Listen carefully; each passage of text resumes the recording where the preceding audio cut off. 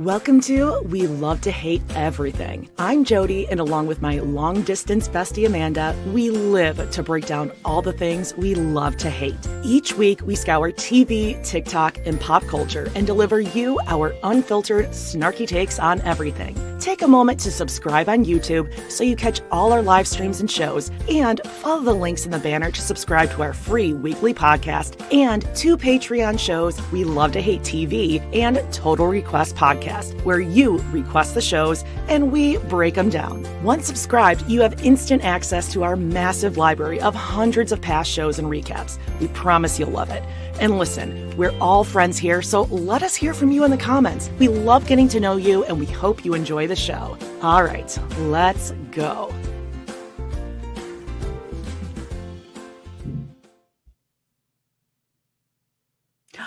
Hello, and welcome to We Love to Hate Everything. I'm Jody. I'm Aminata, and we're recording nice and early today. I'm in my downstairs area because this dog, Gerald, can't walk upstairs. Nor can I really. So we're doing it for, and all the, this is the time of the morning where the animals like to crash around the entire house, knocking things over. So I apologize in advance for any audio issues. They're feeling festive because it's that time of year. Hey, happy little belated Thanksgiving to all our Canadians out there. I'm wearing a Canadian t-shirt. Yes, with thank you. Maple leaf. I believe, a little maple leaf in solidarity to you. So happy little belated Thanksgiving to all our Canadians. And Amanda, let's get through some housekeeping so we can jump right into some hot topics and weekend updates. Oh my God. All right, let's take a look at Robin's old kitchen.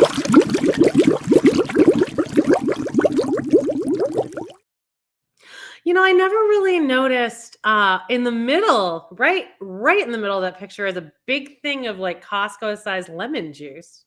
Eyes have never really gone there before. That makes sense with Cody. Pure lemons alone won't remove all the enamel from your teeth, Amanda. Oh, God. Well, you got those new ones now. Just 4 of them, though. That's Only right. 4. Well, if you need some extra new ones, I'll tell you where to go on this week's Total Request Podcast. But first things first, we have a great girl dinner for you this week on Patreon. It's a Kiki with the good doctor, Dr. Adam from the Sister Wives Professor. Oh, we had a nice little chat about, Sister Wives, seeking Sister Wife. And then we did a part 2 on his Patreon that you got to check. That'll be out tomorrow, Wednesday, on his Patreon. I don't know if it's on his main feed or the Patreon. Probably on the Patreon. We have to cut a lot of stuff.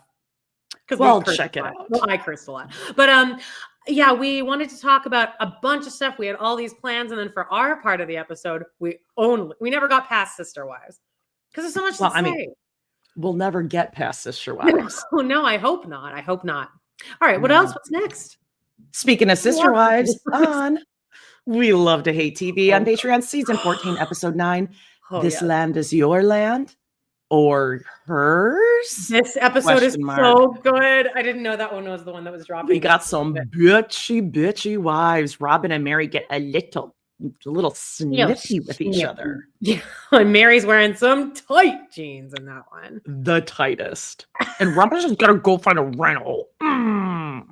Oh, man. All right. Oh, wow. Yes. I knew Amanda was going to perk up as soon as she saw this one. And I was like, oh, yeah, you might need to take a little visit yourself to Total Request Podcast for the Pit. The Pit. Emergency room. The Pit. They call it that because, Amanda, you are a pit head now. Why is it called the Pit? Well, it's the emergency room in Pittsburgh, right? That's right. That's right. Where one of your besties lives. Yeah, well, one of your besties. Oh, yuck. All right. He's got possibly some exciting things coming up, but more on that some other time. Also, please make sure you are checking out our weekly Sister Wives watch-alongs. Last week, of course, we had Season 20, Episode 2. Check that out either on YouTube or wherever you listen to your free podcasts here. Also, make sure you're checking out Weekly Browntown. That you can watch live Fridays, 10 a.m. Central, or listen wherever you listen to your podcasts. Did you make a poster for the Browntown for this Friday yet? Because I'm sorry if you have, but you're going to have to. I have not. What? You haven't? I haven't because I try to take Good. shots from like their weekly social media. So I'll see you what need to pops put up this Tony. week. Tony needs to be really featured on there. Did you see the thirst trap? I have seen. And Tony is certainly thirsty because he is sweated through from crack to I don't know. That's basically all you see is his sweaty ass crack. Okay. Like there. Someone on the Facebook was like, you guys are zooming in. You can't even see the balls. I'm like, no, because the sweat is lining around the ball sack. Like it's I like just saw it in the area. I it. didn't zoom in, but all I saw was just a darker shade of wick away shorts. But then Mackenzie like posted a comment like, babe, you weren't supposed. Oh, God, you're supposed to save these looks for my smutty book covers, babe. Well, more on that. Check with my smutty balls. More on that on Friday Browntown. Yeah. Hey, babe, let's check out a weekend update. What'd you do? Oh my God, let's see.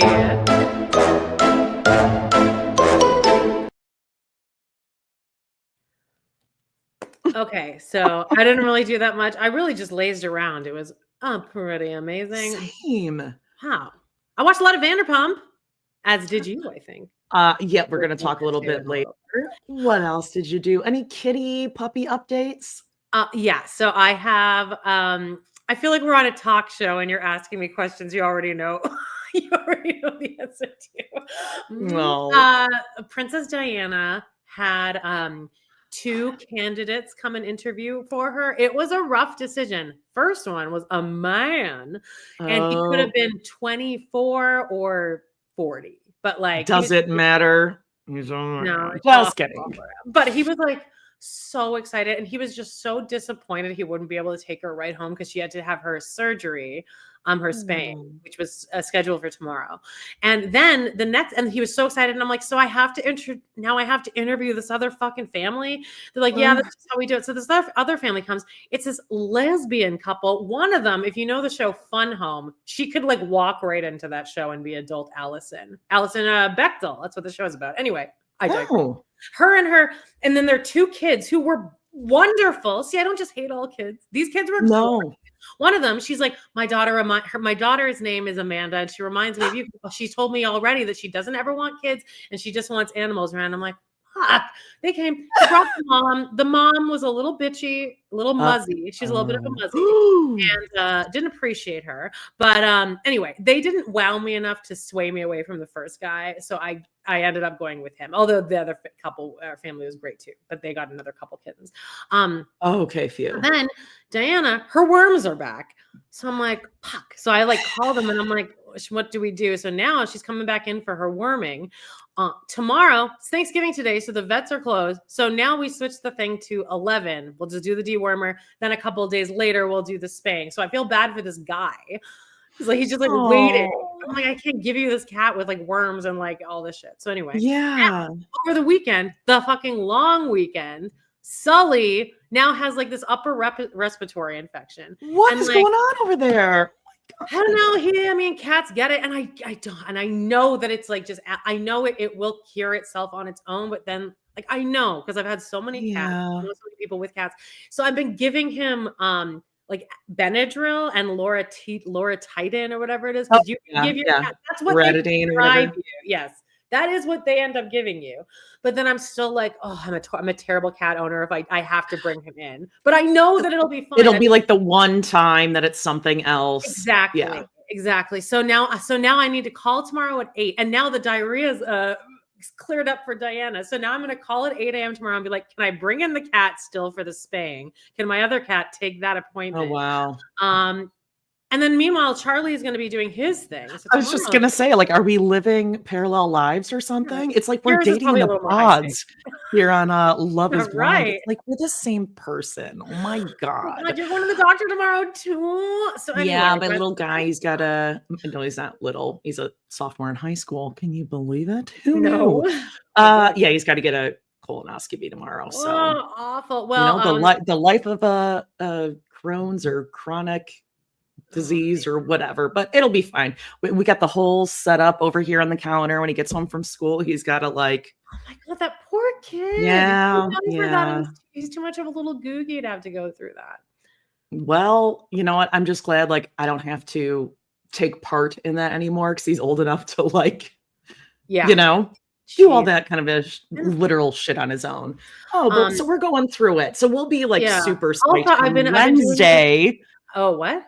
I was just gonna Oh, say yeah, we'll be Wednesday, super sorry. psyched from all this come Wednesday because Wednesday noon live. We have to move everything one day this week because of aforementioned Yeah.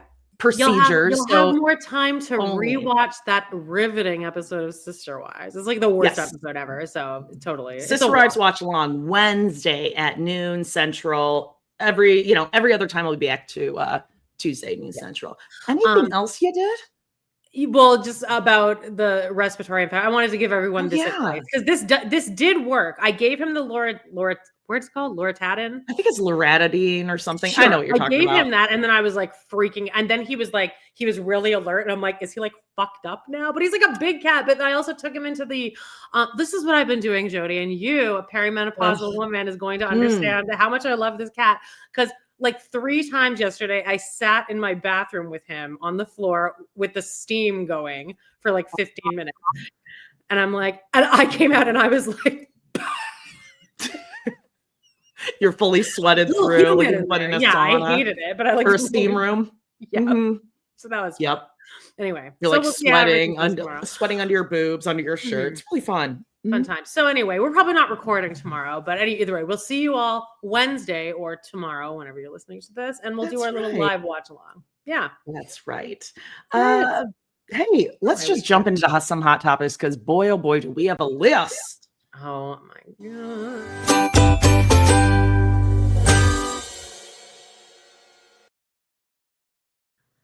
Okay. All right.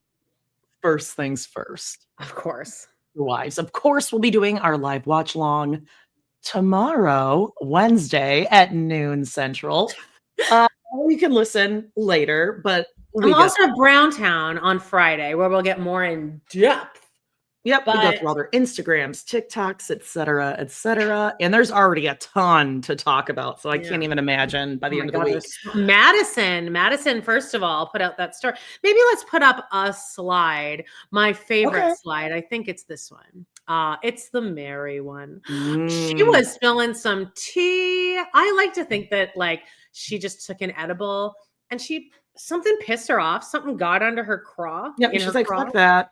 Yeah, fuck this. And she has every right to. And what she's saying or spilling really is not even that much, but because we all know these things already in our souls to be true, yes. Yeah.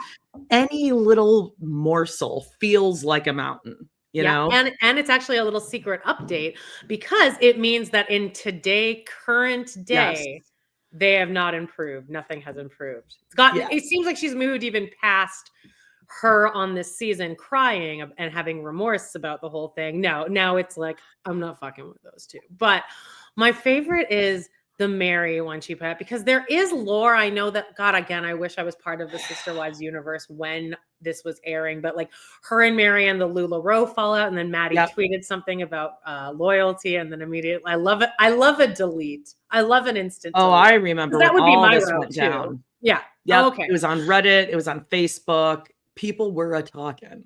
Really? And so because Mary was really big in LuLaRoe at the time, and she, like she does now, she's yelling at everyone, read the pin post. So as soon as those things would go live, people would jump on and watch. And then when Maddie joined LuLaRoe and Christine was doing it, and then McKelty was doing it, like people were following this stuff, and people were following their groups or people who used to sell for them or were selling for them. Were watching all this stuff. They were seeing them on the cruises and vacations, and they would report back. So there was definitely I would say it was like just as hype as it is now, but the world was a little smaller, What a time to be alive. I know. Watching this fucking show. I know. You didn't push me hard enough in our early stages of friendship to watch this show. But you have to remember, even you can say, like, from that time that you heard that Christine is leaving to now, so much has happened. Damn.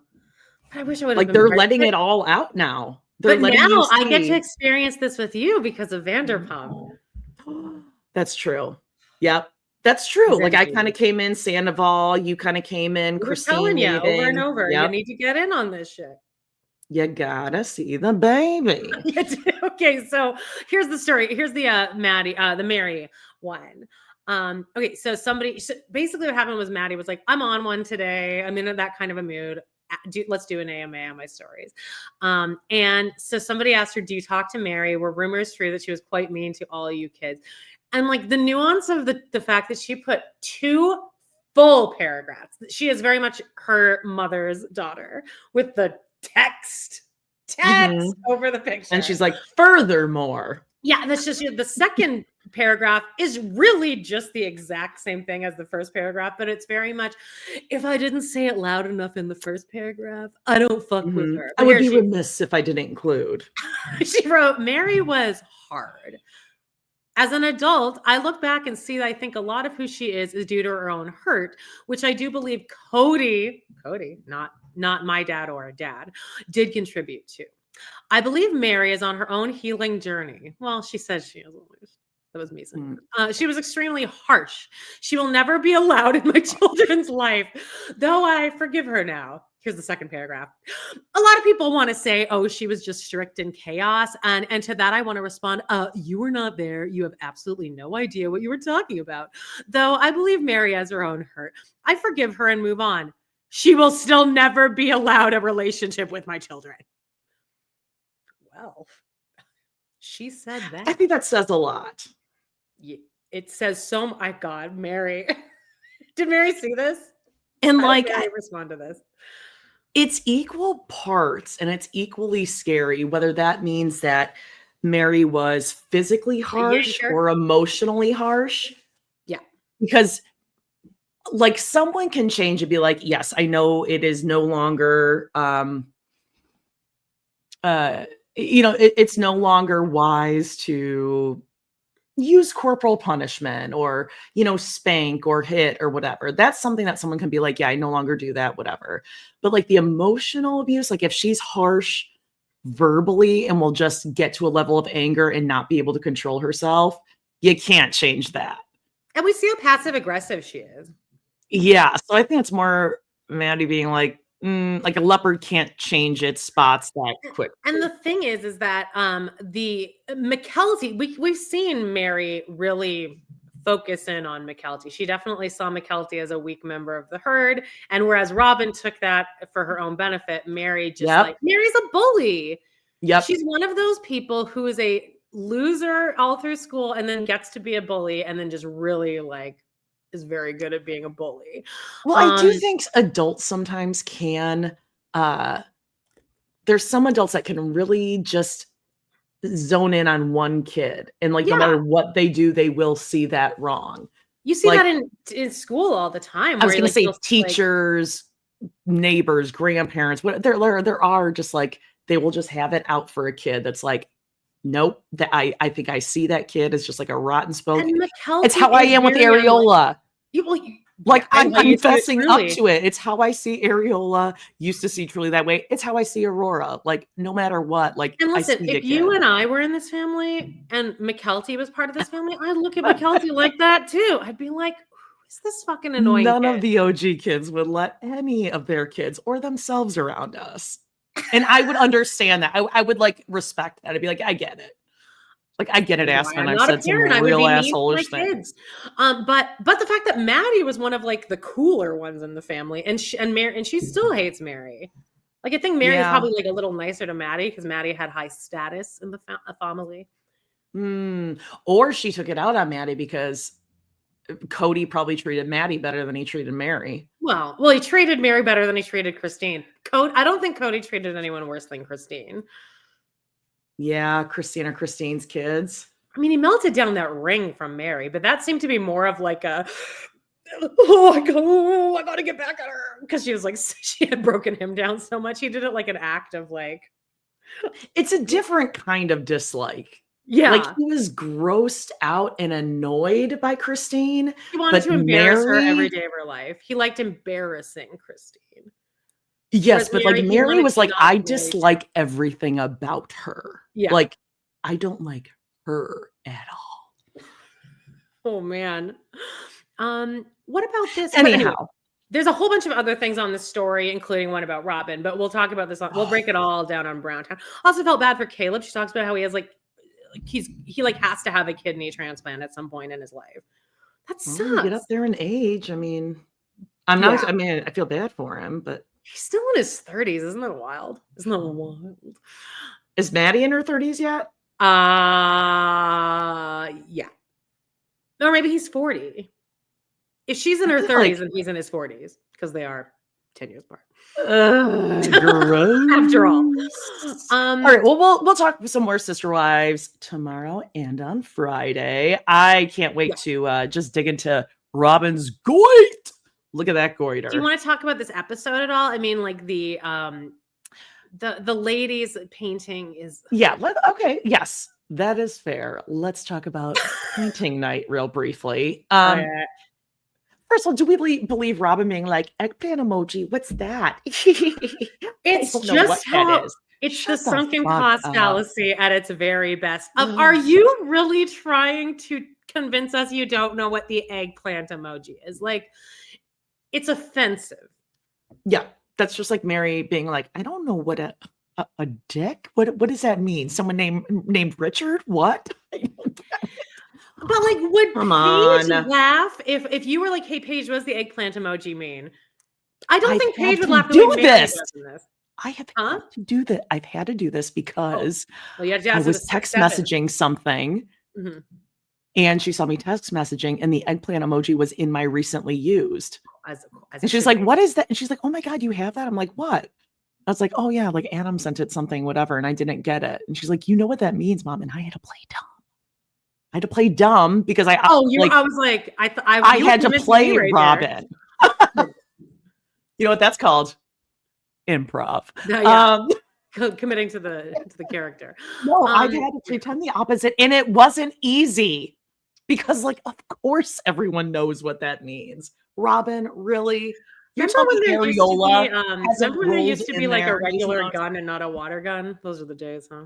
Oh yeah, you can't even do that. I think if you even type the letters G-U. I think it'll give it to you. I texted it the other day.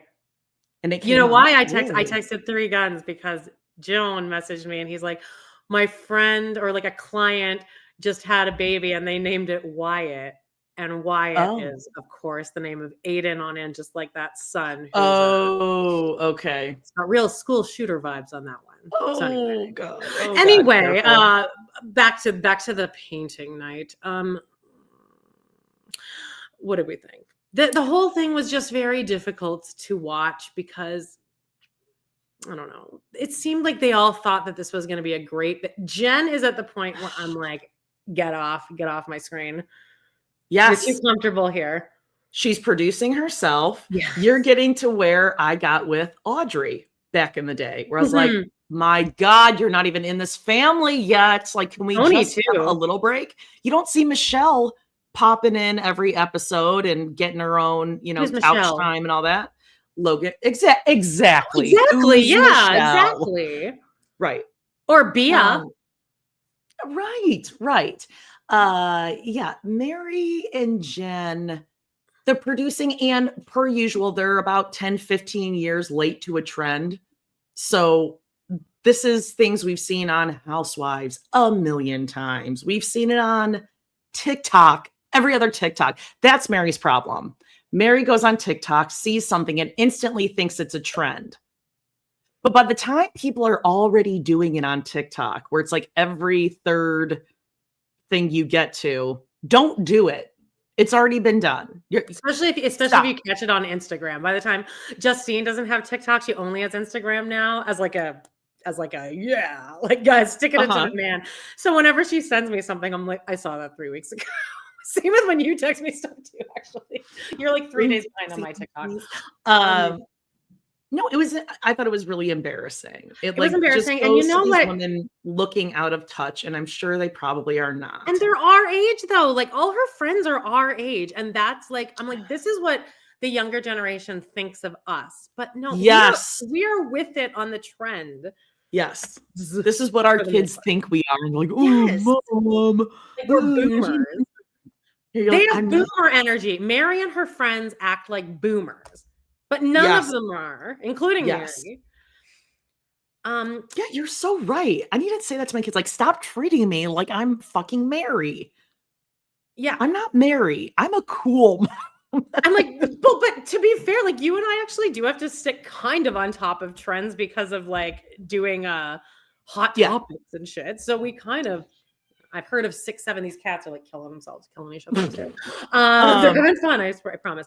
I wanted to address Browntown on Friday when I had my little snippy meltdown. Even though right after that I went into my live with Joan and I'm like, I feel so bad. I got upset. And John's like, he's like, what did you say? And he's like, so you said nothing. He's like, you did nothing. You need to call. And then Justine was like, it was just funny because I was just listening to you and Jody's Hot Topics where you mentioned that you don't eat before you record. Did you eat? And I was like, no, I haven't. She's like, okay, well, go eat a granola bar. Like a little but anyway, thing. Like to address that, someone in the comments just seemed like they were trying to start shit because I said the word MAGA. And they said, do you hate MAGA? And here's the thing. I like literally don't hate anyone. I hate 2 people. One of them, you can probably guess who he is. The other one is his mother. I don't hate anyone. And then I posted like an apology on Facebook, and then people started fighting in there. So then I just called them Maddie and Mary and deleted it. I'm like, I don't want to. Okay, good. But here's what I was thinking.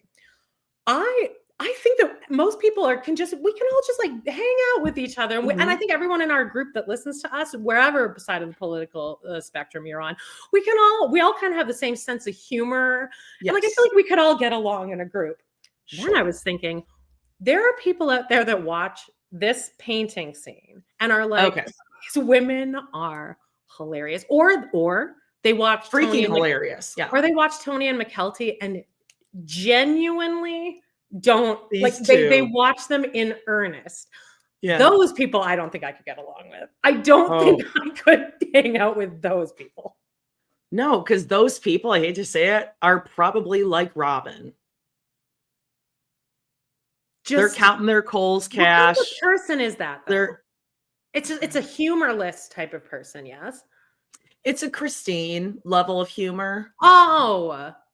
So you think Christine watched this painting scene in earnest? Do you think even Christine was know what? I don't think Christine and Jenelle watch Mary's scenes. I don't think they could watch it because they know that Mary is being so fake and phony, and that is not the Mary they know. Maybe that, but also they probably do have a lot of like embarrassment for her. Like it's like I hate for this sure woman, at these dating things. Oh man, like it's too cringy. But then I imagine it would probably be triggering to watch her speed dating because of what a bitch she immediately turns into. They're like, yes, that's what I'm saying. Like they can't watch that because they're like, nope, that's bullshit, or like, oh, liar. What? I don't think they could even stomach watching that. Yeah, and then the thing I always think of with Mary is that her whole life now exists to stick it to Cody and make him regret everything. And all of these scenes like are not doing what you think they are. They're so embarrassing for you. Yeah, which is ironic because Mary was just telling Jenelle, Jenelle, therapeutically speaking, when you don't care about it and you don't even think about it, that's when you know that you've healed. No, but Mary, maybe we shouldn't plan an entire night with your 4 other friends to talk about and paint based on the theme of your ex. And that sure doesn't seem like you're over. Carly brought up a good point that I didn't even think of, and I don't think you have either, is that pretty ballsy to be like, let's do a night that's themed around phallic shaped fruit and vegetables. Oh, I'm going to bring this up. Like, imagine if it were the other way around. I thought about this. What if this were a bunch of guys getting together and they were going to paint, what if it was Cody and Nathan getting together to paint Mary's tits, Janelle's ass? That's a good, I actually don't think that it's necessarily the exact same between men and women. Like Christine's physique. Well, they would. But yeah. What would we think of that? What would we think of Nathan drawing razored layers on a vulva like we did with that cock rooster with Cody's hair on it? Cody's for Mary, so abusive though. But Mary's also like pretty abusive. But no, it would not be the same. Like they could not get away with that. No, they couldn't be like going to Hooters and being like, oh, whose Hooters are like whose, if you know what I mean, Cody. You could never do that. But I mean, the banana thing. Now I was thinking the other day. Yes. I often think about that banana and I think, what would I have done? And I'm there it is. It's Jody's away picture. Yep. I know. I'm certain that I would have addressed it early on, and I would have leaned into the joke so hard. Like I would have. You That's have how I would to lean into it. You have to, and bring it up first. And honestly, like the more you make fun of stuff like that, it is funny. Yes, Like you're showing that you're in on the joke. Okay, Yeah. I know. That's fun. And then it doesn't pack as much of a punch when some podcaster on YouTube puts their away picture as the picture. Sorry, Mary, you put it out there. You put it out there. And that's Guess what? your mouth. It's your mouth. It's totally your mouth. Of course it is. It is uniquely Mary's mouth. And all those guys that are at speed dating, if they Google you, guess what they're pulling up, Mary? This photo. So it's not as if like you should be sitting there like you are the Bella de Ball. Like you are a catch here. Your blazer. In your net blazer. Yeah, and we know you cheated on your husband on the internet, and your daughter disowned you, and your entire family doesn't talk to you. Like they're allowed to pull that shit up too. Yeah. Well, I mean, like talk about crimes. Mary's probably committed a few low-key crimes. Well, definitely the tax fraud. Yeah, mortgage, getting a loan for a commercial B&B property, but you're using it as a single family home, allegedly. I mean, whatever, records are records. I'm sure she's refinanced by now. So good for her. That they're not at least having little walk-through Halloween tours this October. Like, why wouldn't you charge $50 each? You'll get 100 people that'll show up. Yeah, like photo ops. Like throw Bob outside on the porch and nobody even with a curly wig. I mean, you're already doing, Cody's curly pubic hair joke. So you might as well, throw a wig on Bob, get out there. One of the women in this painting class, by the way, is one of the women in that awesome iMac Apple iPhone video where they were like standing outside. Oh, by the way, I figured out what the follow-up was on that. They had those two chairs there because the losers got water dumped on their head. So they dumped like buckets of water on the two women's heads. Oh, that challenge? Yeah. Ice bucket challenge. Again, years late to the trend. Wait till Mary finds out that they have window washers dress up as superheroes and like wash the windows at kids' hospitals. We'll see what Mary and Jen try to do with that one. Shall we jump into some Seeking Sister Wife? We'll do some more Sister Wives later. Seeking Sister Wife. Wow. This bunch, this ragtag bunch, the Davises. Okay. The Davises are my favorite. I think in general across all podcasts, they're you found some gold there because they're like a less nefarious poly family, I feel, because there's like no one in it. Like they all seem like they're not criminals. Saying we all sleep with each other in the family bed, but we all know, right? But there's no one in the family that's like that seems like Sean. Ulterior motives. Right, and all the Reddit stuff has already been done. This is their third season. So by now the Reddit, we would have pulled the shit out of the woodwork. So they're probably pretty clean. Yeah. And I think it was Dr. Adam who was telling us that they're like a little higher in the hierarchy of the polygamous I think that was me, community. Actually. I was following.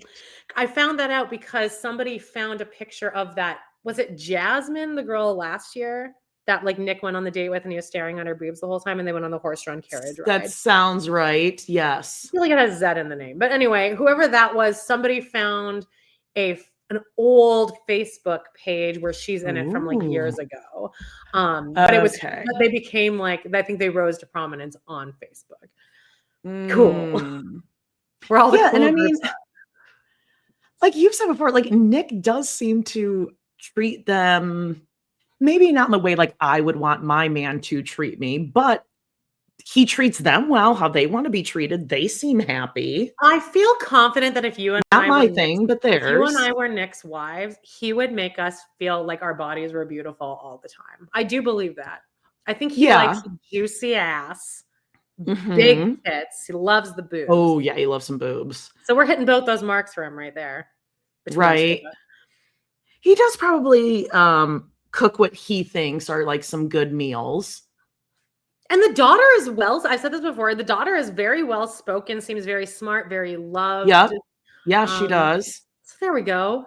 If Yeah, it works for them, again, not my thing. not my I thing could either. never live like that, but no judgment. They do. I mean, the kids do seem well taken care of. I think it's also the issue is that Apo and Jen give off very culty vibes, just like Yes, they're their holding back demeanor. something. But it also could just be that they have to kind of hold back how they really are around each other because they can't show that they're actually that they bang each other. They can't show Yeah. affection to each other. Yeah, they can't just say, like, we're not using the boom boom room. We all fuck in that huge bed. We rarely change the sheets because it's a huge pain in the ass, which feel I like think their is why they say bedroom. that, because they know that we know it stinks. Okay, well, good. We're in on the joke. I wish they would just let it all hang out next season, though, because or just split them off and have poly family. Oh, Season yeah, 2. there you go. I don't know if I would wanna watch a whole season of them. Like, there is something kinda creepy and gross about it. I think it's just Nick grosses me personally out. Actually, I think maybe the more fascinating thing is the fact that they have to hide it. So it's anthropologically speaking, it's an interesting watch when they're trying Yeah, to. yes. And April, we say Apo, by the way, because Seeking Sister originally Wives the related. very first Seeking Sister Wives, there was the God, I can't believe I just forgot their last name. Yeah, Oh, April, Oralee, well, we. and yes, and Oralee had this bizarre like dyspraxia, apraxia speech thing, and she would say April, Apo. Yeah, and poor her name was Oralee, so she had to be like, oh, we. Anyway, so Apo, she's got like a very controlling matriarch feel, and And she then makes me Jen just uncomfortable. I'm gives like afraid of her. Charlie Manson girl. Uh-huh. Squeaky Yeah, like from. it's like blank behind the eyes. Yeah, but they There's don't seem something missing. unhappy. They both seem like they're No. like in it to win it. Like they're in Yes. it. Now, I mean, I could say for the Peraltas, that's Yesel and is it They Jessica? give me poly family vibes. He gives me like Sean vibes in a way that like Yes. I don't feel safe I don't feel safe with him being in my living room through my television set. No, Yesel, I mean, I wouldn't trust He's a bad him guy. to go to the grocery store for me. I wouldn't trust him to be my DoorDash, Uber Eats deliverer No, oh my driver, god, like if he showed up and he was my Uber driver, I would not get in. yeah, right. Don't trust the guy. He's obviously he kind of seems like a Jax. Like he's Oh just a yeah, just guy. He's void got of a feelings, just doesn't have empathy. yeah, Is it's a sex, whatever. You said you were good with it. So what matters if I like sleep with her now or later? yeah. It's What's the so big deal? sad too because He seems awful. the wife is so gorgeous and has like such a great body and like Oh, she she's seems like she is miserable. so miserable and so like you can see her anxiety in her. Just she's always like oh my god, what's about to happen next is what her. I think she has some like lingering postpartum depression or something. Oh, I can yeah. identify like certain ways that she just was. I was like, oh my God, I totally remember those days. That is so hard. Ooh. And she clearly just needs help. She needs help and she's lonely. I'm sad that Yesel's ex-wife isn't like let's both be the divorce. I'll help you raise the baby. They could be one of those like friend couples. Well, because Yesel is a better man with her. So she needs them to stay together. Because she has a much better Oh, ex-husband and that's a baby really good daddy if point. he's with her. Yeah. Yeah. Yeah, at least she knows where he is. He's like more Exactly. accountable. Oh, that's so Yep. fucked up. Yep. All Okay, right, let's well, who okay, else? well, Reese and Billie Jean. Well, Reese we didn't even see, but Billie Jean told the friends that she's looking for a sister wife for Reese, and that friend was like, "Okay, all right, Wife. okay, Wife is in okay, lady. I All support right, you. sure. Wasn't expecting that. Expecting Yeah. something different." as if to say, I was expecting you to say, oh, Reese is coming out and you're going to bring in a brother husband for him. Like, this was not what she was expecting, but I love these friends. They're all super supportive of each you gotta other be and like, supportive. but clearly what this comes down to, or at least what they're trying to put out to us is like, okay, well, we have some fertility issues. We want a bigger family. We want siblings for our sons. And this is the way for them to do it. Like, it doesn't seem it's like because they feel like they are missing something part of their family. No, They're they like, seem like they might be doing it for semi good reasons. Like, oh, this yeah, is interesting, and whatever. yeah, maybe not like the best way to do what they want to do, but like it sounds to me like they just need to find a really good neighborhood with lots of neighbors with kids.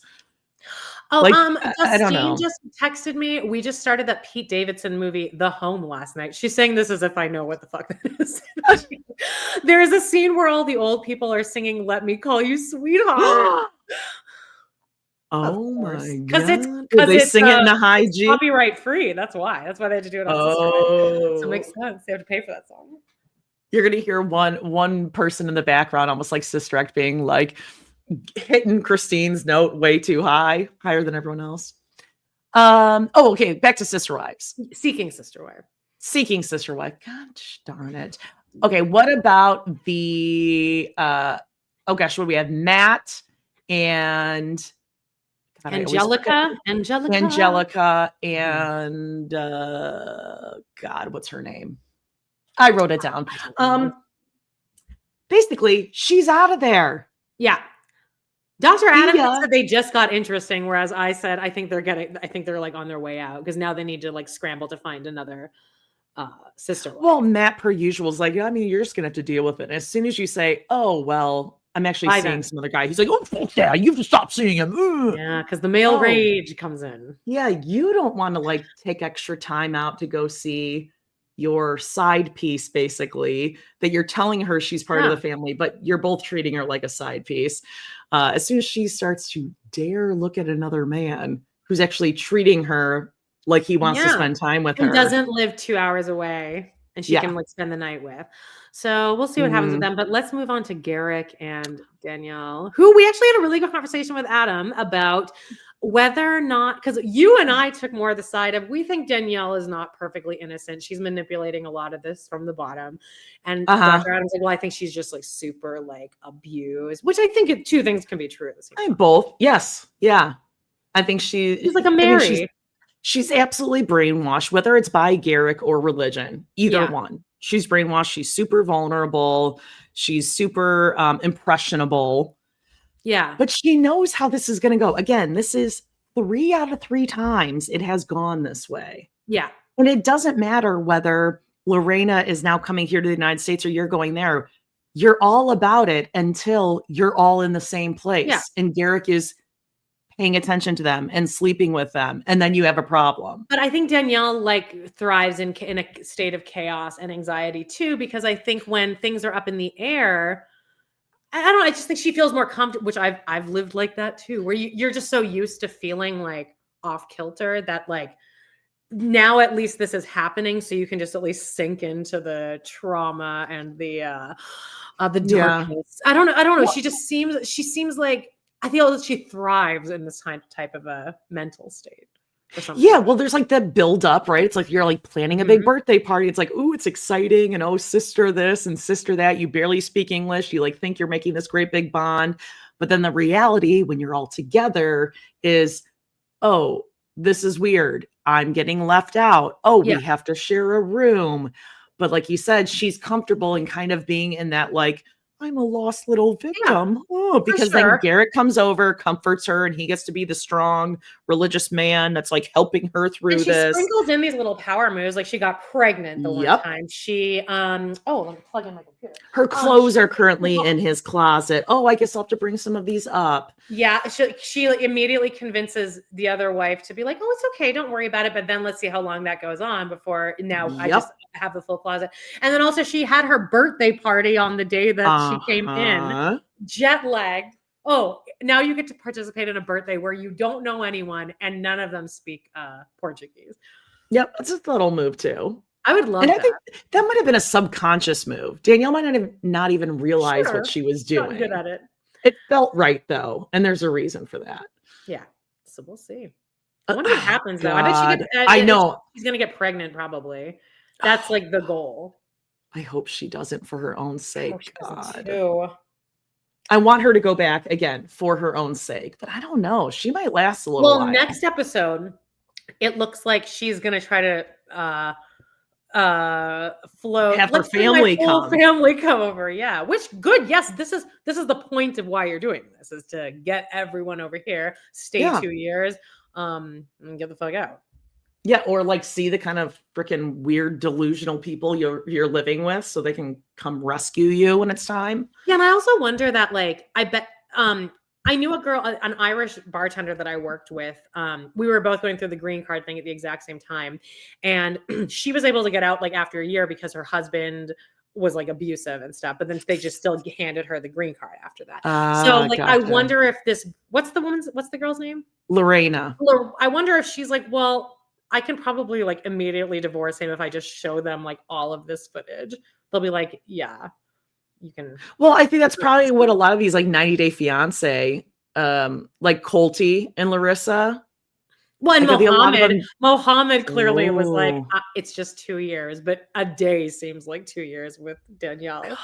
Danielle rolling up to Mohammed's house with her binder. God, leave him alone. Well, it's that also. I can't believe we're saying that, but leave him alone. Day 3 of Mohammed staying there, they're like, heat gets turned off because Danielle doesn't pay the bills. The whole thing is, you guys, that's such a good journey. That 90-day journey is top notch. Is Danielle and Mohammed? It's top, and man, yeah.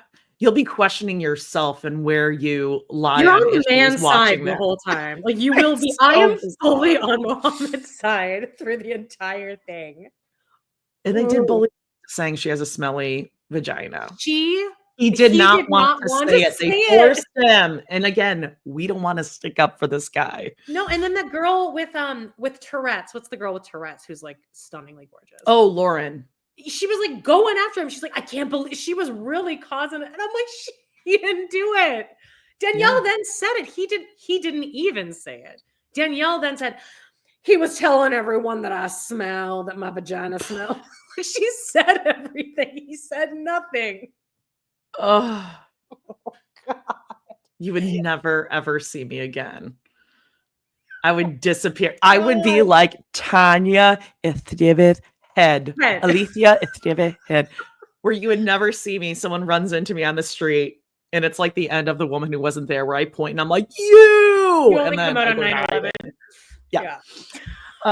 Hey, check that out. Seeking Sister Wife. Love is Blind, Amanda. Oh my gosh. There's no more Plathville, is there? It's fine. I know. Sadly, okay, Love is Blind. You're not caught up on this, but I sure. No, tell me that I can just jump into like episode 4 or 5 or something, because I really cannot get into these early ones. Now, look, this is how I almost would request you. Do you get a lot of Love is Blind content coming up on your TikTok?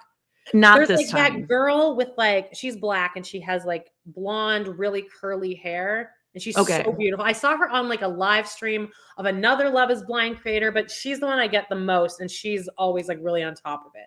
But I get a lot of Love is Blind content. So for the first week with all of the pod episodes, I wasn't even watching. I didn't watch any of those. I was just seeing updates on people being like, well, here's everything that happened on that first set. Perfect. So I knew. So then I just jumped into the second half, which you definitely can. And so which is episode what? Like 4 through 8 or whatever, or 4 through 7. I think it's 3 episodes. Okay. So just jump right in there. But I'll tell you everything you need to know right now. Okay. Great. So we got Allie and so there was that one couple with the girl and the Asian guy, and she wasn't attracted to him. Yeah. So they're out. So we don't even like think about them anymore. Oh, totally off the show. So they met. Yeah, you just don't.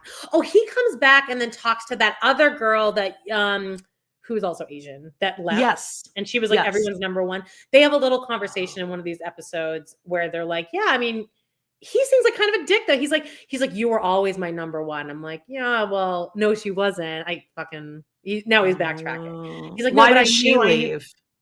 I think she was just like, I can't do this. That's like, okay. And a lot of it was that she has immigrant parents, or a lot of people in her family are immigrants, and they genuinely didn't understand what was going on, and they thought she was kidnapped.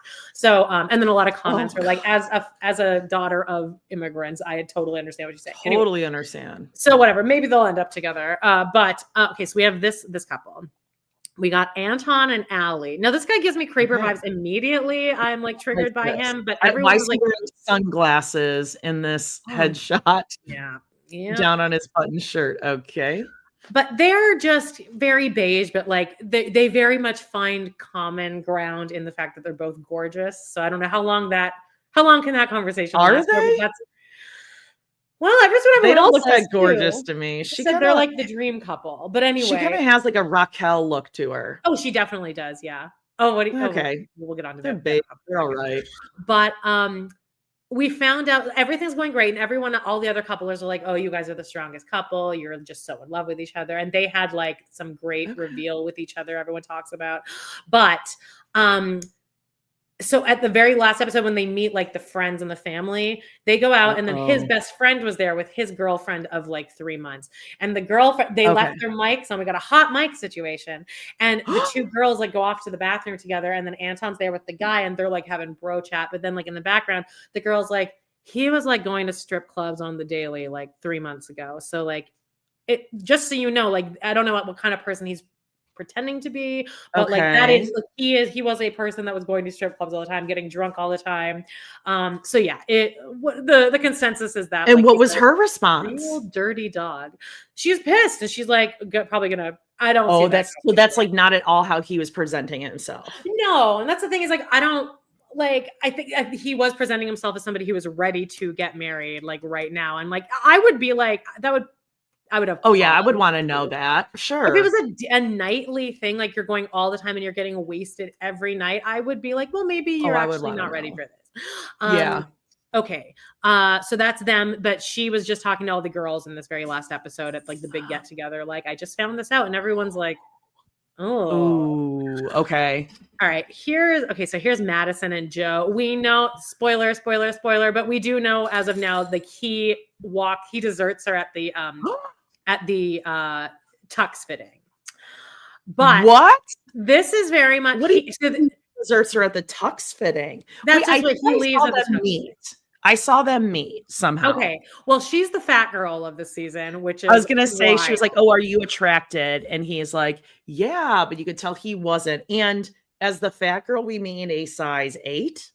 Yeah, no, and everyone is like, that is crazy that anyone would say that, because where are we at in society she right has now? Boobs. She has boobs, and like, but like she walks around in a bikini for like 2 whole episodes, and like, and it's just that it's the body that I would dream of, because you can tell she still eats. Yes. And isn't like Tony counting her fucking macros every 2 fucking seconds. Yeah. She just it's upsetting, and I think she has lost weight for the reunion, which I hate. I mean, hopefully she's happy with that, but I hope she didn't do it just for this fucking loser. But she's very anxious attachment, and he isn't attracted to her, and you see how that turned out. So a lot of fights are started with her being like, she's the kind of person that wants to sit and talk about things, and he wants to walk away from it. I'm very much like him. So that's kind of where they're at. But I think that she's just picking up on the fact that he doesn't want to fuck her, and she's reacting fuzzily. Okay, here's this girl, Annie. Whoa, what is this? This guy, they kind of look alike. They have like a weird pasty blonde thing going on. She's a hairdresser, and she wears like 2 sets of extensions or 2 wigs. That's kind of been the thing. I kind of like her hair because it's very like early 2000s. It's a lot of back combing, or she has a lot of extensions in. Okay. She's also a hairdresser, so everyone's like, well, why are you looking like that?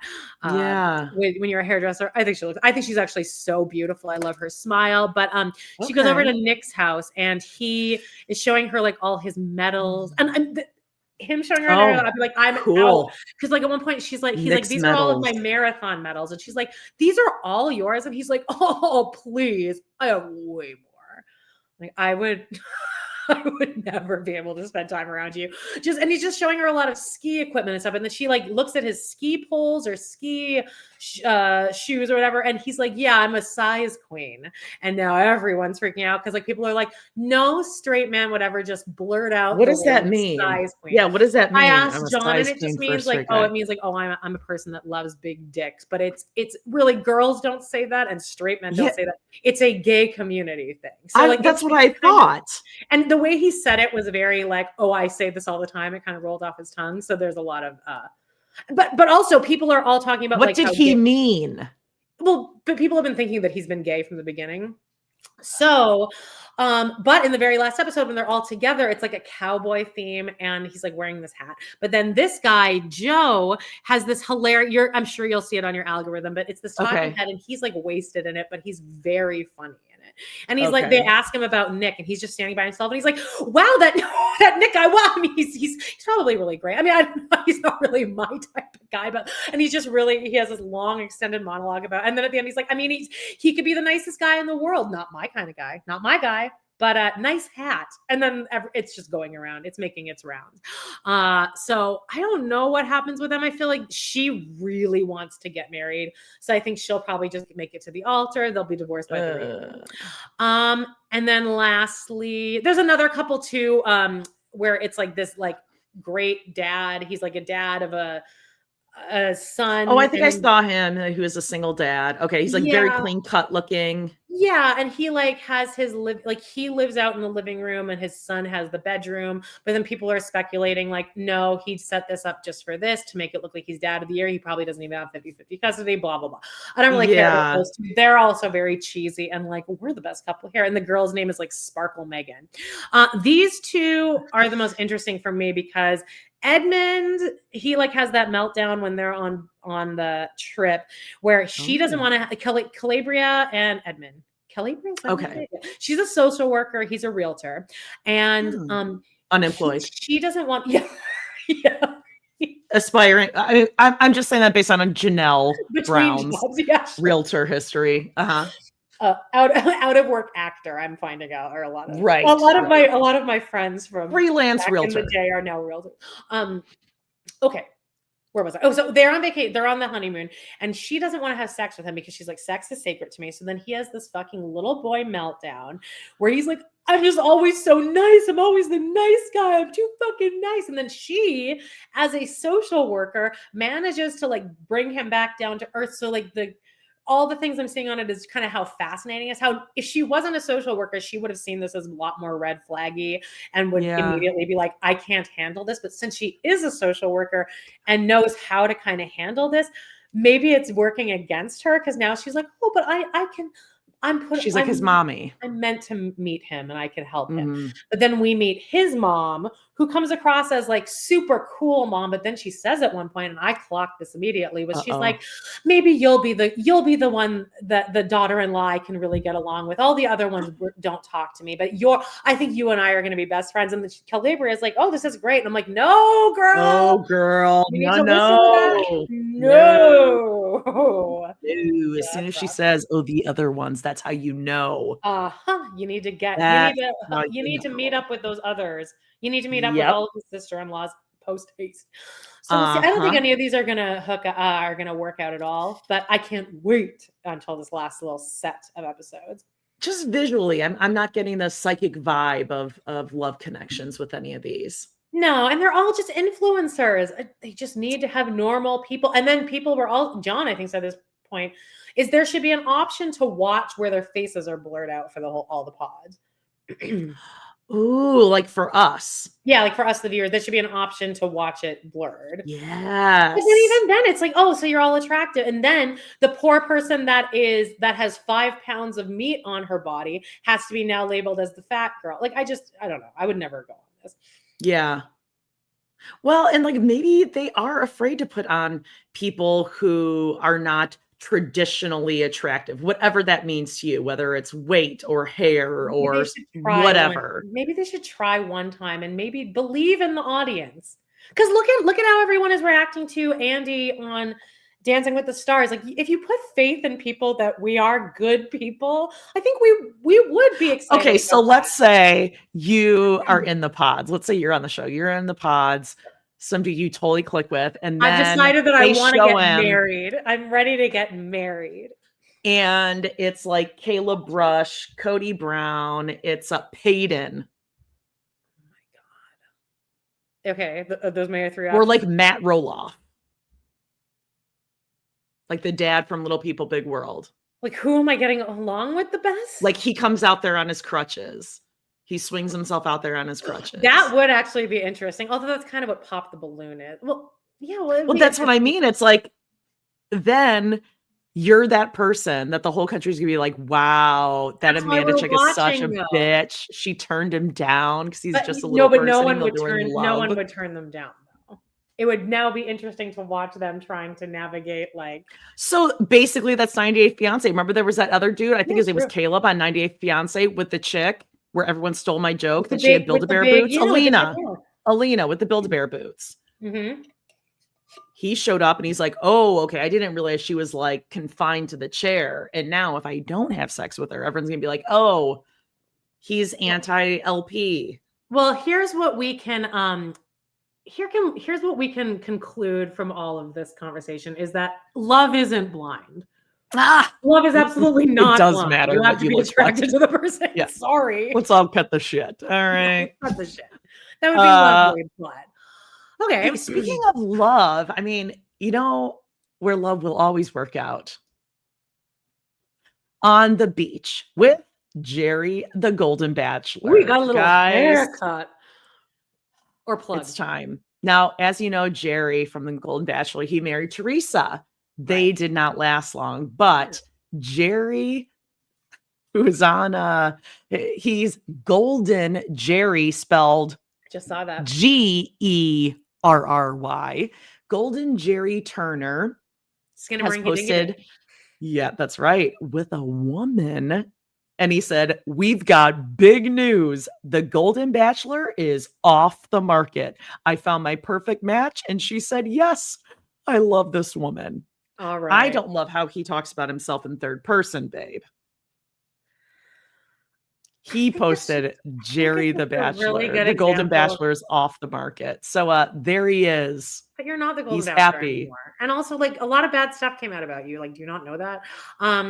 I think this is a really good example of how men in that generation really just don't want to be single.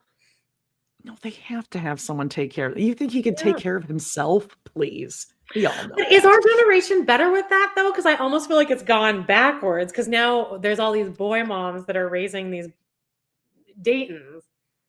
Yeah, we are. Like, is it going to get better from here? I think it might be getting worse. I think it's it is going to get worse. From what I've seen, men are becoming much less dateable. Which is why we need to tell our girls, wait to get married. Don't go rushing to get married in your 20s, guys. Wait till your 30s. You got to let those guys grow up. Is it going to just flip now? Where now we're going to be like, you'll meet a nice man, and then you'll be in charge of making the money. Is that where it's going? Maybe you'll be in charge of planning everything. You're going to be in charge of everything. Is that what you want? I would love it if maybe it'll be that men can't get credit cards unless women sign for it. God, wouldn't that be amazing? What would Cody do? If Robin they'd be in serious debt if Robin was in charge of the books. Yikes. She's really, good for Gerry. I bet this one's going to last. I bet they break up before they actually get married. She looks very cute, though, but Gerry, settle down. Gerry's a little slimy. We knew that. Yeah, we knew that. You know who else is slimy? Hilaria Baldwin, but she is having a week. Okay, so Dancing with the Stars. Oh my God, this is so funny. I've enjoyed this so much. Girl. Hilaria Baldwin went bye-bye after Disney night. I just love this picture too, because we have Andy Richter and his dance partner who's dressed up as a mouse. She's just full in like so cute. Human Mary's mouse face. I found it really disturbing. It was like too realistic. I don't think I can watch any of these. Do you know, I was just listening to Amy Poehler's book yesterday, and she was mentioning, like, she was listing off improv men or like people, but they all turned out to be men, of like her like the ones she respected the most. And Andy Richter was named in there. It was like Matt Besser, Andy Richter, Phil Hartman, I think she said. Oh, I love that. That makes me love him even more. Yeah. So this whole thing, so Hilaria gets kicked off because no one likes her. No one's voting for you, babe.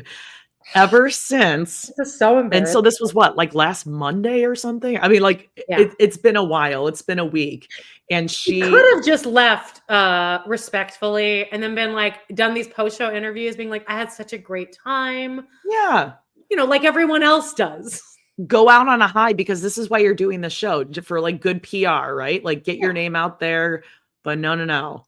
She, according to sources, as soon as she was kicked off, she went backstage. She started like blew a gasket. I'm sure she was speaking Spanish, every which way, in every accent. That she was being bullied. She was systematically bullied on the show, and she was yelling like at Alec, and Alec was yelling at everyone, and that your friends didn't call in and vote. Right now? Did you notice that on Peacock they took away the Alec Baldwin pictures? On like Peacock TV, you can't make Alec Baldwin your profile. Oh, I thought you just changed them. No, they both just auto went to like a Peacock. Because our Peacock thing is Alec B is my name, and then yours is guilty. And then I put is guilty. It only guilty. worked when it was a picture of Alec Baldwin, but you can't do that anymore. Maybe because he murdered a woman. It may have been on accident, Hilaria, but he did. As somebody who genuinely did get bullied most of her young life, and some of it may have been deserved because I was pretty insufferable as a kid. Hilaria, shut up. You don't fucking know what being bullied is. Are you eating lunch in the bathroom stall at your junior high? People didn't vote for you because they didn't like you and they didn't think you were that good. And I watched, she wasn't that good. Reflect on maybe why is it that I'm so unlikable? Oh, because you had pins in your hips. Well, okay, but like other people have different things too. You were still a professional dancer. I didn't think she was that good. Everyone's making fun of that one the dance you did. There's all these people doing whatever dance she just did, but it was like it was a dance from another culture. I can't even like name what it is, but like everyone's making fun of how like bad she looked doing it. Like her hands were weird, like doing this kind of stuff. But she was jumping onto every single one of these videos and being the top comment, like, love it. Now do the rest. Stop, girl. It's really bad. It's just really bad. She's like doing what she's trying to do is now make this her platform, that she is going to be the adult woman that's going to say, enough, stop the bullying of mothers and women. Stop the bullying. Because I'm sure she's never bullied any women in her life, right? She's always been a real girl's girl, Hilaria. Well, that's what her whole shtick is like, oh, us moms need to stop bullying each other. And I'm a mom just like you. And like the mom talk thing is kind of over. No one's doing that shit anymore. And no one's bullying you. And people just don't like you because they don't like you. That doesn't mean they're bullying you if they just don't like you. Yeah, here's the thing. It's like she's looking at the comments. And like the reason I don't look at anything on Reddit about us or any reviews is because I consider that the same as, well, would I want to be in a room where somebody is like, there's a whole room of people talking shit on you and you have the choice I don't want to know. I don't want to know. Like, that's not really bullying. That's a bunch of people talking shit about you. And you're choosing to read it. And this is a popularity contest show. That's the point of the show, that people are voting for you. That's the nature of the show, babe. So she's really only embarrassing herself, but it is great that people are just gathering around Andy Richter and they just think he's the best. Same thing with Robert Irwin. And what's her face from Parent Trap? Oh, Elaine Hendricks. So next week is the I'm learning. There's a Wicked week coming up, Jody. Oh my God. So anyway, the next week is dedication week. So Andy has his daughter there. So like, my God, that's gonna be. I mean, wait, they're picking some real hard. Who's Robert? Is Robert gonna pick his dad? Because that might be a little weird. Bindi picked her dad. I think you have to have the person with you. Oh, really? Well, then how does he might do his mom? Wouldn't that be cute? Terry gets out there. He's gonna have Bindi. I was gonna say Terry or Bindi's got to make the cut, or like his niece. Wouldn't that be cute? He does his little niece. Oh, Bindy's kid? Sure. Yeah. I forgot Robert Irwin was on there, by the way. Honestly, I assume he's going Wow. to but and he's doing the daughter, and then Elaine, what's her name? Hendrix is bringing on what's her face? Jussie. Lindsay Lohan. Wait, what's it? Jessie? She has like her name in the Parent Trap? She has a name that's like Chessie. She's bringing her, who's also on Abbott Elementary, but they're like best friends in real life. She was at her, God, was it like a Hollywood Walk of Fame or something? But she like brings her everywhere. But anyway, she's going to be dancing. So they did a little on October 11th, which is Gabe's birthday for one, and October 11th is the day of the girl's birthday in the Parent Trap. On October 11th this week, Chessie was there. And they did like a TikTok video about it where they're doing like the October 11th thing. So they're really good at promoting it. Sillies. So sillies. Fun. Hi, Hilaria. Yeah. Bye. You know who should go on Dancing with the Stars though? Kind of like revamp their image. I thought this would be a good segue. This is going to be real good, guys. Casey Anthony. I mean, why not? It's time. Back in the We've had enough time, right? Yeah, breaking shoes. That's for sure. Tell me about this though. What is this? Well, this is now another photo. So what happened was you found, right, a video about Casey Anthony. Yeah. She is back in the news. She is now, well, some guy was like, was it that some woman hired someone to investigate if her husband was cheating? And spoiler alert, he was. But it turned out that he was cheating with Casey Anthony. Now, Amanda, you asked, hey, where is this photo from? Well, I was trying to find a current photo of Casey Anthony, possibly like a photo of the video you sent. I was like, oh, okay. She's got to be like back in the news who she's dating. She has dated a number of men. And not just like, yes, married men with like children. Like her last 3 or 4 boyfriends that I kept track of just to the beginning of 2024. She has dated married dudes that are dating other women. They break up and then, they're like moving out, moving her in. That has happened. I think this is like the 3rd time in 2 years that this has happened. More kids? No, she didn't. I know Carla Homolka had 2 kids. Oh God. No, Casey Anthony again was found not guilty of killing her daughter Kaylee somehow. For a guy. She beat the charges. She's not with anymore. Yeah. Yeah. So these guys, but the latest one is that it's a dad. Yeah. Right. And his ex-wife is like, yeah, my ex-husband is moving in Casey Anthony. Is there a case for that, you think, legally? Like to get a restraining order? Like, I don't want her around Casey Anthony. She was found not guilty. I know, but still, like, there's got to be some kind of was she guilty of like child endangerment charges or anything like that? Did she get any of those? Did she? Or maybe some time served? We'd have to look that up. But I mean, Casey Anthony, what should I put? Charges? I mean, what men? Conviction. God, we really sound like men haters. Let's just say anyone willing to date or move in anyone who has been accused of child abuse or death, murder. Scheana. Yeah. Maybe. Actually, I guess Brock. Ask yourself, like, what's really wrong with me that I'm willing to look past murder? She was found guilty of 4 counts of providing false information to law enforcement. She was sentenced to 1 year in jail, but was released after less than 2 weeks for time served. So she learned her lesson. Great. So she wasn't even found guilty of like neglect, abandonment. She lied to the police. Keeping her daughter in the trunk of her car. And great. Well, there you go. Casey Anthony is out and dating. So I believe she's in Florida. Shocking. So no way. That's right in there. Ladies in Florida, hang on to your man. Jesus Christ. Because she's out and about. You want to talk about Salt Lake City? I do. I'm dying to talk about Salt Lake City. So Real Housewives of Salt Lake City. Amanda, you got caught up. We got Lisa Barlow.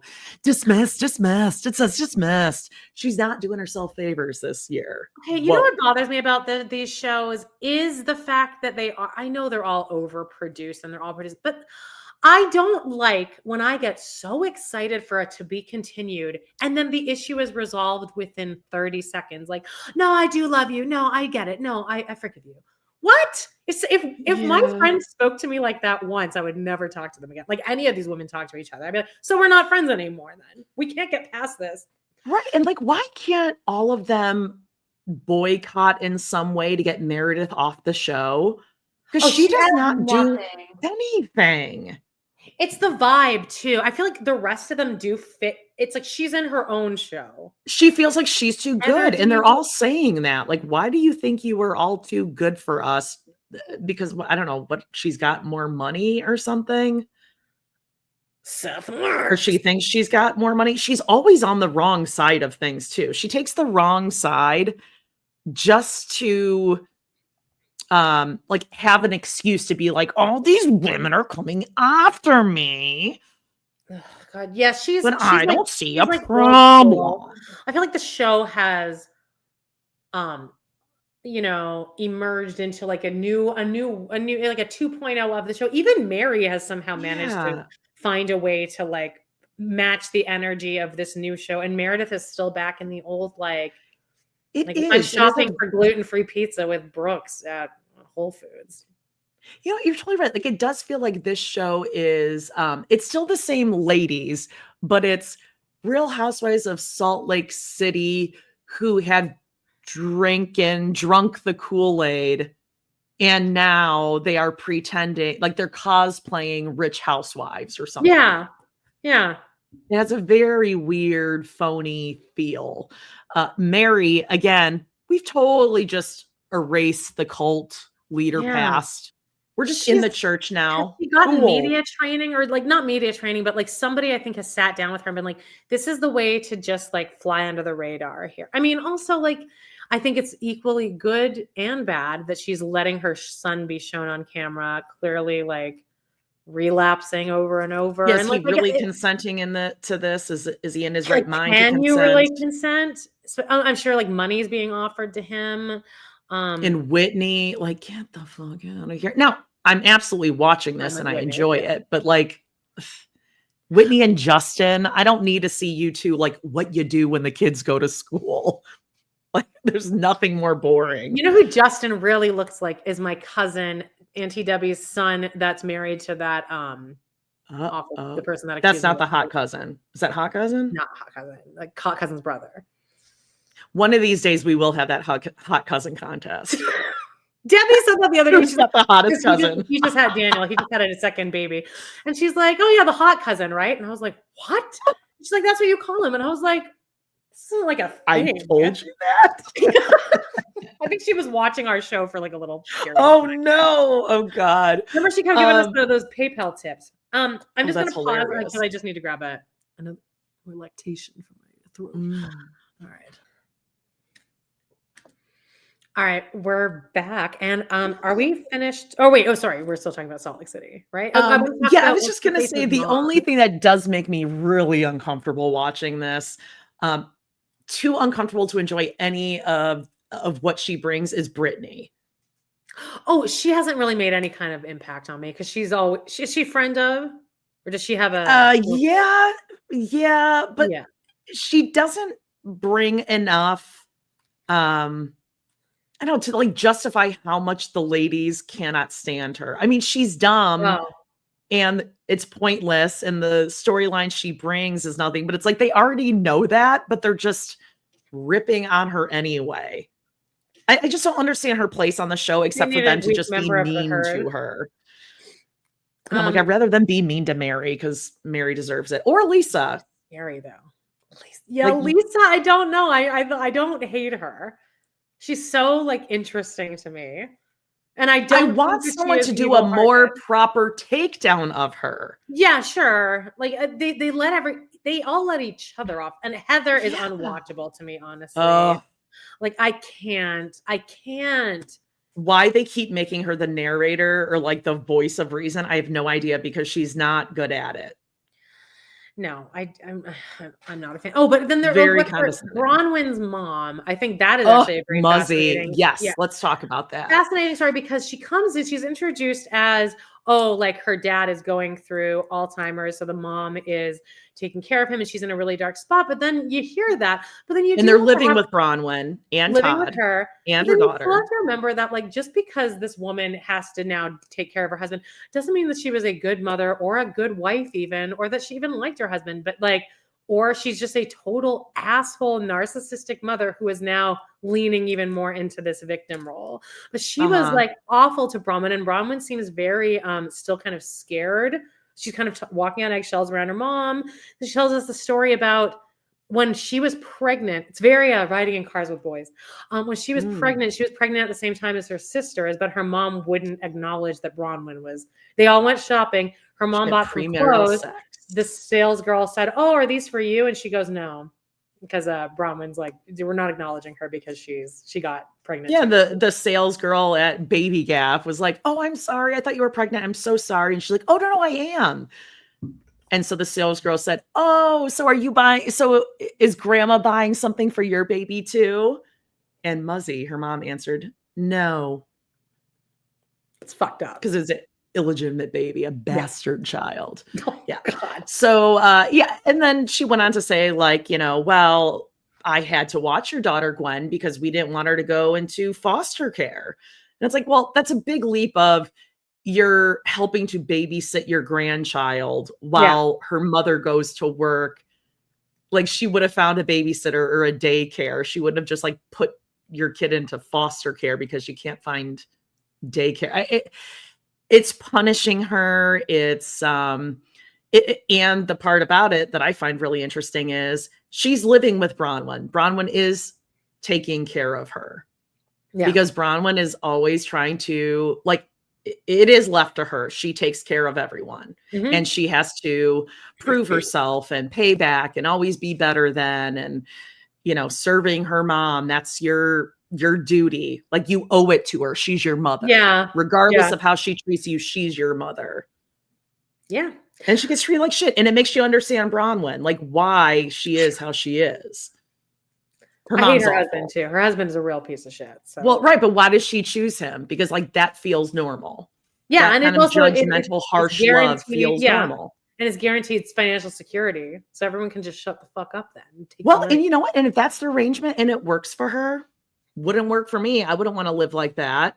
But if it works for her, like, it works in a weird way. I don't know. But also, Muzzy needs to shut the fuck up. If she's moving into Bronwyn's house, that's when you're like, I better know where my bread is buttered and keep my mouth shut. Because, like, Bronwyn, I would have been like, well, if you really feel that way about me, you can find somewhere else to live. If I'm that awful. Well, I hope she does. Okay, so let's move on to, okay. Oh, I know. You put this on the list. I don't have a picture for it, but we're just going to check in with Vanderpump, because you had mentioned to me that, well, I knew where you were at because you were like, and I knew the question was coming too, where you're like, there's no audio of this Faith and Jack's recording. And I was like, I like had it ready. I'm like, oh, there's a transcript. So I knew kind of where you were. So then I started season 6. And so like, I know I'm probably a couple episodes behind you. And I really want to lean. Now, this is where Faith and Jax have their affair. Faith they have this tryst while she's taking care of an elderly woman at her own house. Like that's just Faith. Faith is. I'll never get over that. That is so dehumanizing, and just you're a bad person for that. Yeah. So, but I forgot. Because so much happens in season 6. I forgot that at the same time, at that party where the audio recording is like leaked, Scheana is currently going through her own drama that no one else even cares about, where her boyfriend, Rob, oh God, you've made it to the Rob era of Scheana. Mm-hmm. And it's just like my very definition of just like, this is why I don't like Scheana. It's Yes. like, I can't respect you because of how pathetic this is. And defiantly ignorant. But no one cares. She's the one that keeps bringing it up. And my favorite, like the part, and then at one point, Brittany's like, Scheana's like, I just don't want to talk about it anymore. And Brittany's like, I would love to not talk about it again. Yeah. It shows Scheana talking to each person. And the funniest thing with the editing of this thing is they'll have Scheana talking like, Rob doesn't even kiss me. That's like crazy. It's so, we actually just like, we like don't even make out. And that's how we know that he would never do that, because like he comes and we like never kiss. We like never make out. He doesn't like to make out. Like, Scheana, you're not making the point you think you are. But yeah, whenever they'll have her talking and then they'll cut to the person she's talking to, whether it's Stassi, Katie, Lala, and they're like, you can see their face just go blank. They disassociate. Yeah, they're like, oh God, here we go. Here we go. Fucking Rob again. Rob this, Rob that. Rob put up a TV in less than 7 minutes. I timed him. Rob has to drive the boat. Rob needs to get up early in the morning and drive the boat. So you guys need to be quiet. Rob needs to go put gas in the boat. Rob hitched up my car in like 3 seconds. Now I feel bad for her. Like, I of course understand what's going on here. Again, she's almost 30 when this is happening. So like this was me in my like early 20s when I break up with someone. I would immediately try to jump into a new relationship. Like, I get it. But like, we've been together like 12 years. Besides the 6 that I was actually knew him before. With Shay. We've been together for like 7 years. She presents it as Shay was just a little pause in me and Rob's relationship. And I'm like, Shay was not that much of a piece of shit to you that you need to like say that. Really, really pathetic shit going on here. Okay, so Shay was addicted to stuff. Yes. She didn't know that he was also cheating on her. So like that's okay. But like not really cheating like physically, but like having like emotional affairs with like porno women on like OnlyFans or something like that. Porno women. Whoa. Women. I don't think they had OnlyFans back then. Well, whatever that was. Like porno women. Women with big boobs. There's a line in her book. This is what I'm getting to because I can't wait to tell you this.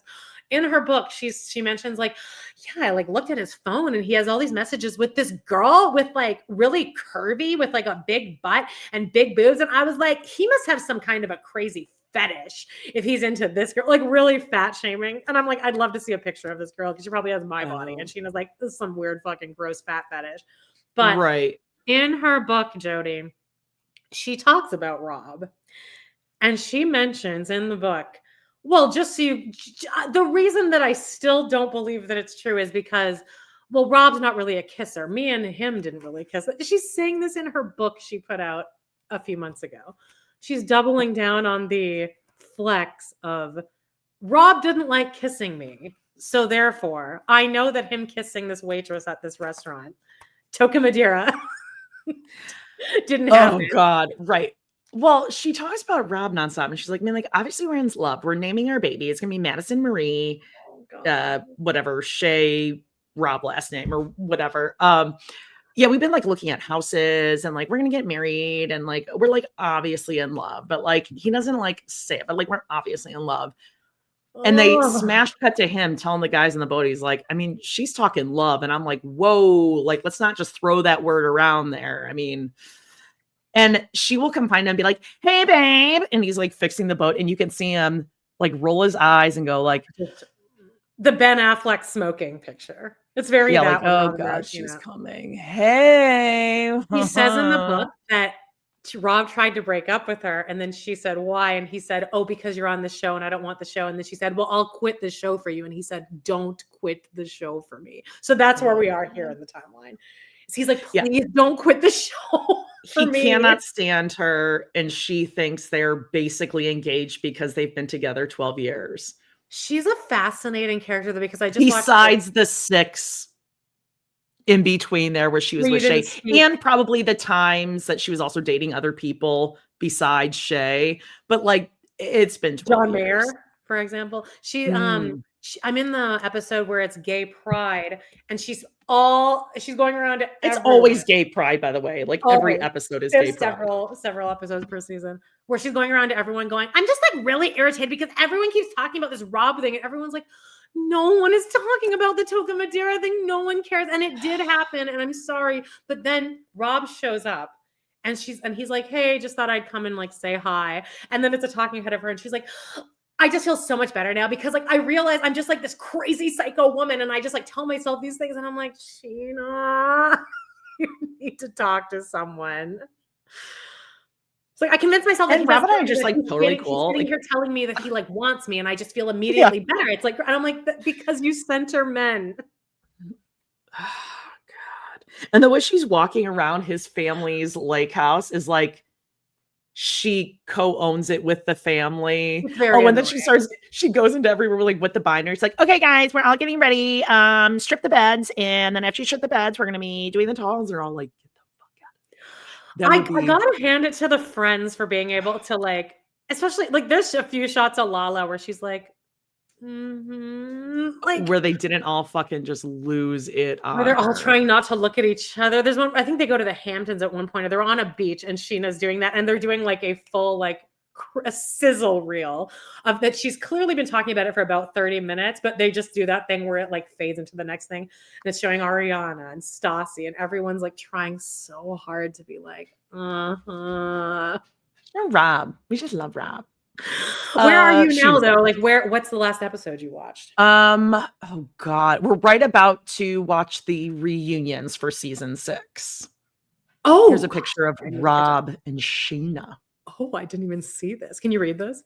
Yes. So this was from a long time ago. This is just a picture of him. Rob S. Valletta. Yes, at Scheana does post more about her private life than I do, but it never takes away from how amazing I think she is and how strong her dynamic it has been for 12 years. She's one of the kindest, most loving people I've ever met. And no matter what anyone says, it's a C. Oh, no matter what anyone sees, we always have each other's backs. Again, not exactly love. Yeah, I was just going to say, I love her. Quite saying I'm in love with her. Sounds like we're her friends. as a friend. Yeah, sounds like she's been in the friend zone this whole time. Speaking of friends, heyo, there I am. Dratch joins Amy Poehler on Good Hang, and you look nothing like Rachel Dratch. You nerd. Listen, no, you don't. It was. Did you listen to that episode? I haven't listened to it yet, but I've seen like all these TikToks, which is probably basically the entire episode. Yeah. I have so many podcasts I need to get caught up on. I mean, between like everyone's Seeking Sister Wife and like everyone's recaps, I always listen to everyone. So I'm just working my way down. Well, it's a great episode. Obviously the two of them, they just totally match energies. Love it, love it, love it. But in turn, I listened to Amy's book yesterday and I listened to Rachel's again. I've listened to it but it's really sad toward the end. I know I said this last time, but like just how she's writing the book clearly when she just had her baby. And she's not like, it's still kind of unclear with the guy, but like what their relationship is. Scheana-ish in the end of the book, because she'll tell these stories that are like cute stories for like if you're involved in the story, but like when you tell it to someone else, it doesn't really land. And she's reading these stories. And it just breaks my heart because I'm like, oh God, she wants to just be with him so bad. But it's just really being like, oh, it's okay. Like we didn't really know each other that well. But then he moved there to raise baby like right next to her. His brother writes her this long message about like, you're part of our family now. No matter what happens with my brother, you'll always be part of the family. Yeah, so she got pregnant like with this guy that they were kind of just like hooking up. She was not intending to get pregnant. Situationship, and she was exactly. But she's which is what I would do too. I would downplay how much I liked the guy. Yes. And I think that she is so in love with this man, and he just like wasn't. I know. Yeah, I would love to know what their current situation. I tried to look it up. I don't think they're together though. No, I don't think so either. I love her. Rachel Dratch is so It's a great book too. It honestly is a really good book, but very like triggering if you've like grew up not being the pretty girl, because she mentions it a lot. But on that note, Amy Poehler came back to what I was hoping would be a save SNL, but didn't really turn out that way for me. What did you think? So I've only made it past the first musical number. Oh, I do want to talk about that too. So the cold open was okay. It wasn't bad. You really gotta be like watching the Pam Bondi hearings to really get it. Like Amy had a good take on it because Pam Bondi, like she is like a total kind of like stone cold bitch on these things, and she gets like real mouthy or whatever. So she did a really good job woman, on it. right? Who's like 27, but she's married to someone in his 50s. Is that right? Oh, I don't think she's 27. I think she's got to be older. That's the thing, though. I think she is.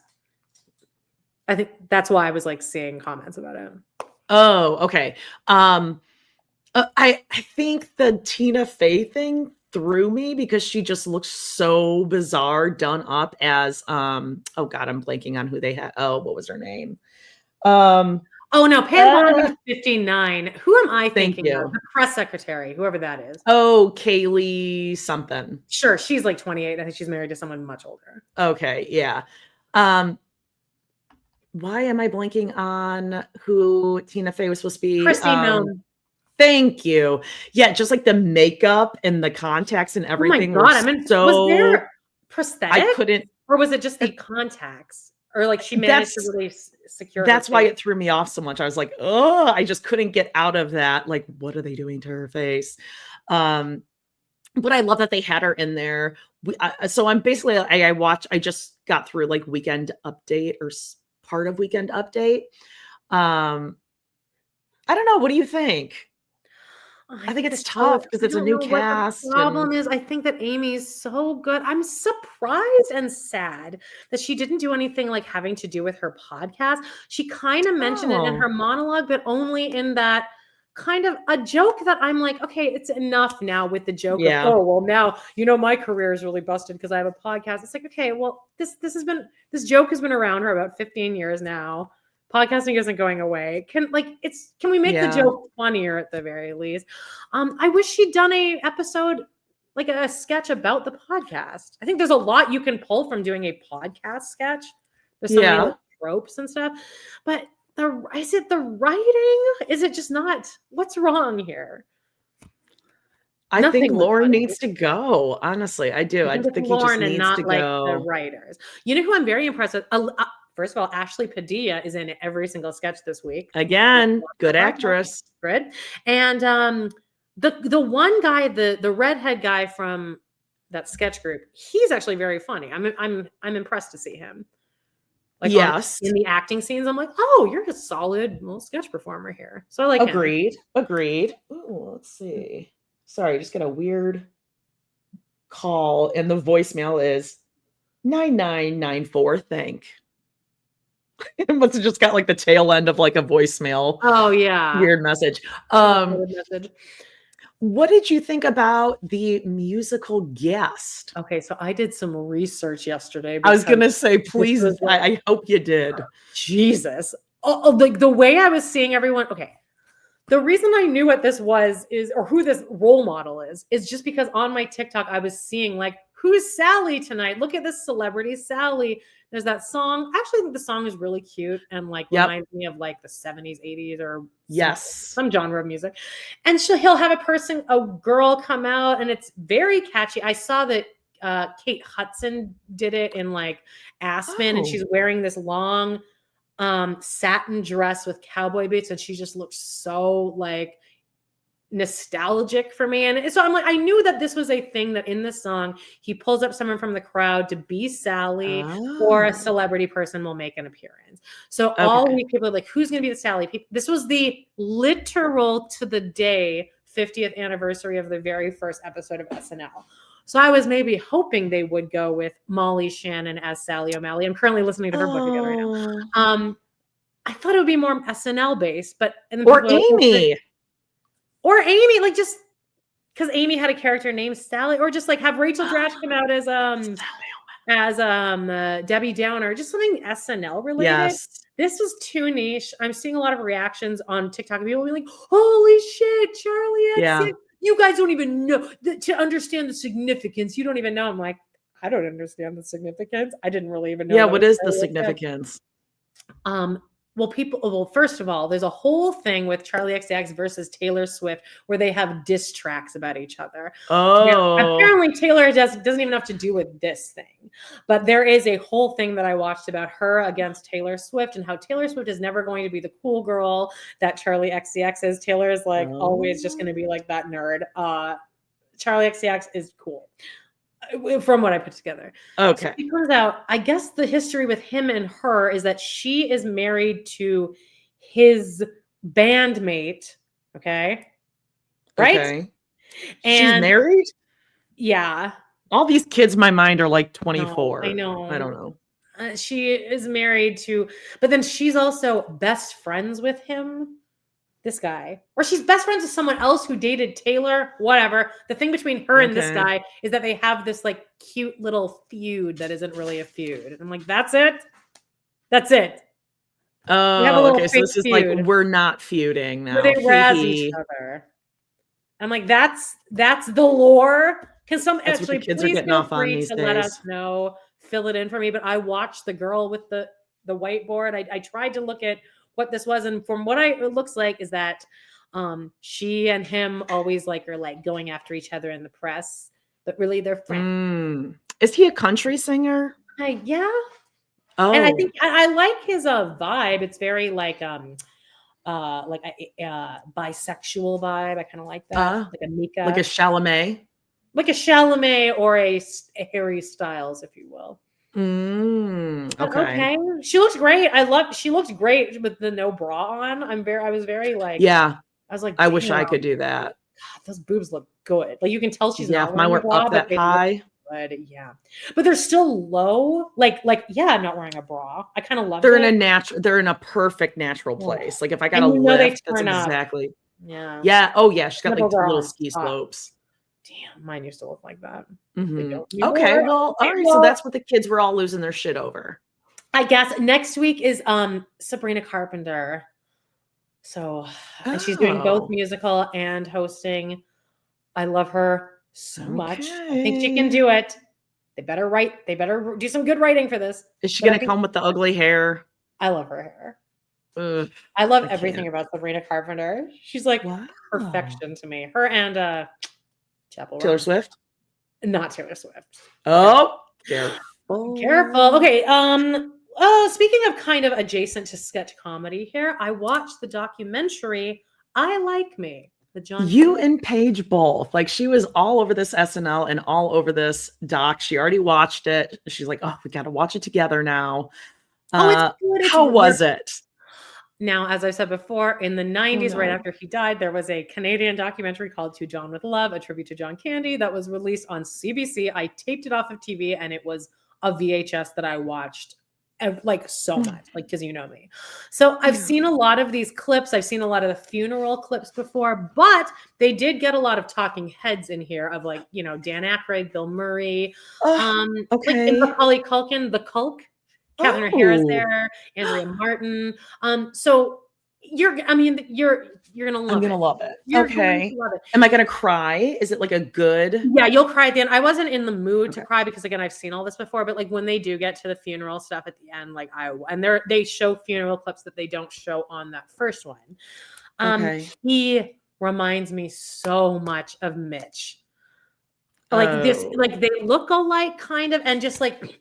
If Mitch got to be as famous as John Candy, it's the exact same personality. And if Mitch passed away early, it would be the exact same documentary. Everyone being like, nobody didn't like this guy. Like he was just the nicest guy.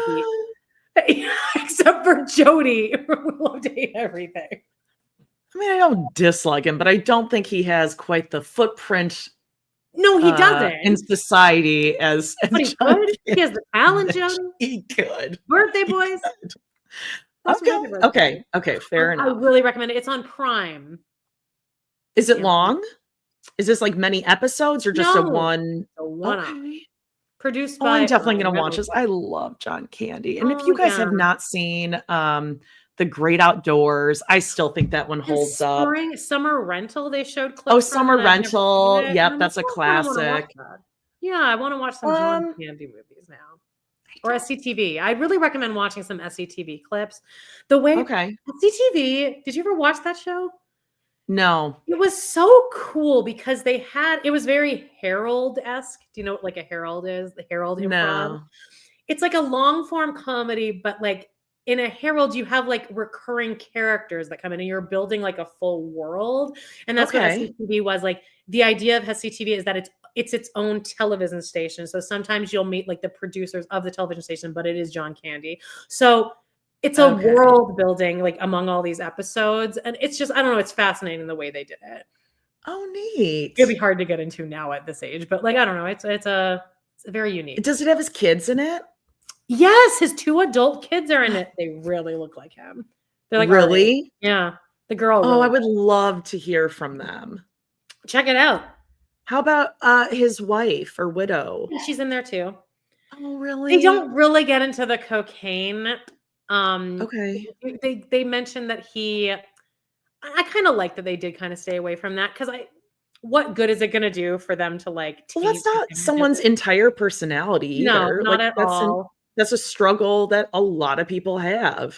And they do mention that at one point he checked himself into like 28 days of like fat camp, basically lost a bunch of weight. And guess what happened? Immediately his agents were like, don't lose any more weight.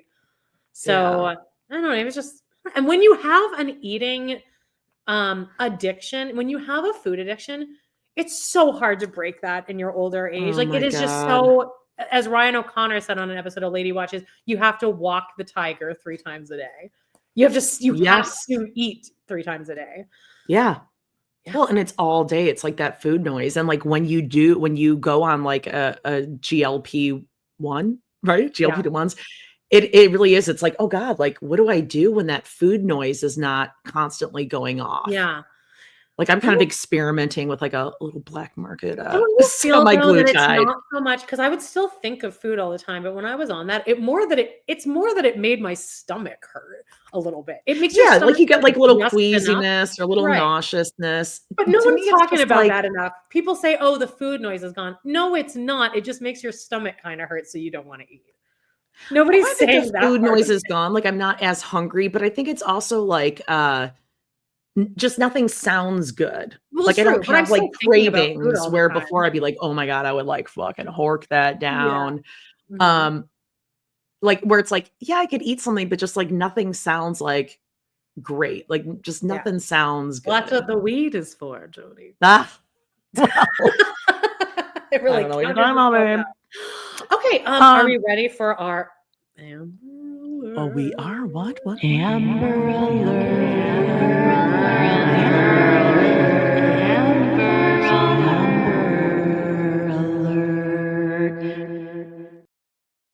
Okay, well. Doesn't it feel like we should be like miming during that? Mm-hmm. Like what? So everyone wanted. We used to have that siren. Oh yeah, don't do that. All right, what's going on? Well, first of all, Babs did have a stroke. Babs, this photo of her. God love her. God love her. She had a stroke. She is now Jenelle. Now there's all these updates. I have so much. Hillary is going to be our weekly Amber Alert correspondent. Oh my God, thank you, Hillary. I love and that's a bunch of stuff last night, which actually I gotta say I was privy to most of this. But I'm gonna tell you the updates from last week. But let's do it. First thing is that Farrah let Sophia get a relatively large tattoo on her lower belly. What? Yeah, she sent me a link to the pics, and here it is.